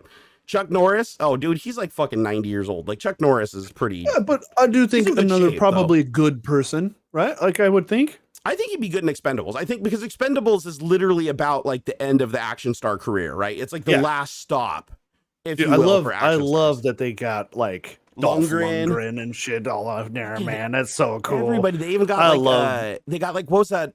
Not Jackie Chan. Who's the other guy? Jet Li. Jet Li. Yeah, they got Jet Li show up a couple times, and that was after I remember hearing Jet Li like. Yeah, Gene LaBelle was the one that choked him out. Like, he didn't want to. He's like, I'm done making movies and stuff. And then like he's in 2 of them, and I think in the second one, he's like his character's like, oh, you don't pay me enough, and like dips out. And I think that was like part of the deal was they didn't want to pay him what he was asking, and so like he just had that cameo real quick and then left. I think that's interesting. That'd be like an interesting way to like get a character still in as a cameo and pay him a little bit and have him still be a part of the production, but not have to pay him the full amount.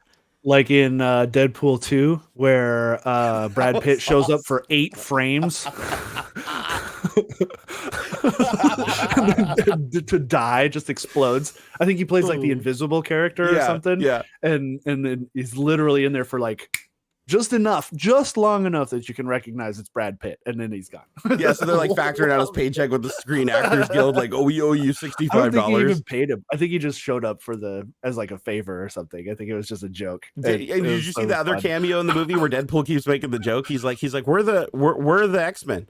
Oh, they did that, and then they slide that door. Yeah. He's like, why do I only, why do we only have enough money for the 2 X-Men nobody knows? Because it was like the girl, nobody knew who she was. And Negasonic Teenage Warhead. Super cool. Teenage War, and Colossus. Those were the only 2. And he's like, why do we get like the cheapest like X-Men characters that like nobody recognizes? And then he walks by the room and you see the entire X-Men like in the room, and they close the door really quietly because they're like, we don't leave us out of it. We just don't want to be in it. That's so good, dude. No, actually, I'm gonna go watch Deadpool again tonight. That is a great movie. Yeah. All right, guys. I think it's on Hulu. Both of them. Deadpool I saw Deadpool 2. I didn't know if Deadpool 1 was on there. If it is, I'll watch them in order. Yeah. Chuck Norris is 81. Cool. You were like, wait, you were off by like 9 years? Dude, 81 is still old as fuck for a dude, though.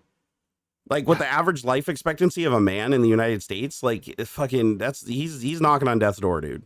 Yeah. Like, most men don't live in their fucking 80s, so he's already, like, past his prime. However, I will say that he was, like, one of the fittest dudes ever, and he probably still does work out, like, every day. So for, like, an 81-year-old, he's probably more like a 70-year-old, but still. Sure. Like, he's not a spring chicken. But then again, neither is like Stallone or Arnold. Arnold is still pretty damn ripped though for his age, dude. Like, he is looking good. Yeah. Man, his son though too. Like, holy cow. Yeah, that's a chisel. That jaw traveled, dude. Oh yeah. Yeah, but you can tell it's the sword. Like, you cannot question that that's his kid. There's that 14.7% gay, man. It's fucking. Oh, did he make the list? Schwarzenegger's son is a good looking man. For sure. Check him out. Yeah, I'll and fucking the cowboy. Dirty Harry. His son is a handsome dude too. Looks just like him too. Yeah, my God, Clint Eastwood. It's spooky. Clint Eastwood's kid. Clint Eastwood's kid is like a clone of him, dude. Looks exactly like him. If you look at like his when he was like in the 70s and the pictures and stuff. Oh my God, looks just like him. I cannot believe that. Well, you guys have been an amazing group. 81, he'd still be able to kick Steven Seagal's ass. Dude, anybody, like a corpse would fall on Steven Seagal and like injure him critically. No, Steven Seagal is like literally like a waste of oxygen. I hope that nobody ever casts him in another movie. Dude, and he has like 500 movies on Netflix. It's super weird. Go do a search for Steven Seagal. He puts out a new movie every 3 days. It's like Nick Cage. It's like, I feel like he just dumps his own money into these He like does. He small absolutely does. little foreign film production houses and stuff just to like, and he's probably big in Japan or something. You know what I mean? Well, he co-owns a movie house. I can't remember what it's called, but he co-owns it with like this like little like Asian dude.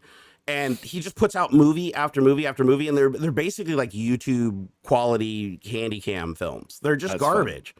Like I watched one of the movies just as a joke because I was watching some people, making fun of him on YouTube. So I pulled up his video library on Netflix and I was just watching some of these like, Marked for Death 5 or Super American Sniper Extreme. They have like these really crazy weird names like he just came up with. And every single one of them is him just like sitting and breathing heavy. And like he gets up and just moves a little. He's like, hey, I don't, what are you doing here? I know what you're doing. He just repeats all of his lines from like his old movies. And like no emotion at all, no fighting scenes, no punching. Anytime there's action, it's somebody else doing it while he's sitting there playing like the mentor role.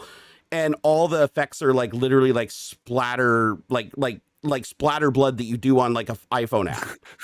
Like the bullet hits the guy and there's no hole or no blood. Free textures you get for After Effects. Dude, it's so bad. It's so bad. I go watch them just because they're fucking so terrible. Like it's just fun to watch and like laugh at. Oh my God. Well, AuxxZillary, thank you for joining me for bringing Tech Talk back. We're sorry that we were gone last week. I had a little bit of a fucking mental break, and all good. When you break down, you got to take care of yourself and get shit going because a lot of stuff happened. I'll talk about more of it eventually. We are in a particular time of humanity where, like, I think that sort of stuff is the importance of mental health and taking care of one's self is a lot more acceptable and important. It's always been important, but I think it's more like easy to talk about and acceptable. So and one thing to know about me too is just in general, I struggle with holidays. I don't know why it is. I think I talked to my therapist. She thinks it's connected to when I was a kid. Holidays were really hard times for my family, and it brought out the worst in us. And so I get really scared when stuff like, birthdays and especially Christmas and New Year's. I know a lot of people struggle with it also, but I get really, really dark and really distant. But this year, for some reason, I don't know if it's just a combination of the vid and isolation and the stress involved and my financial, inflation causing less disposable income. So of course, struggling financially and stuff like that.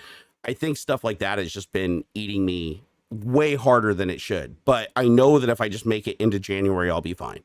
Like if I make it into January, I get over that hurdle. It's like this mental unblock January 1st or 2nd, boom, it just starts coming back. You know what I mean?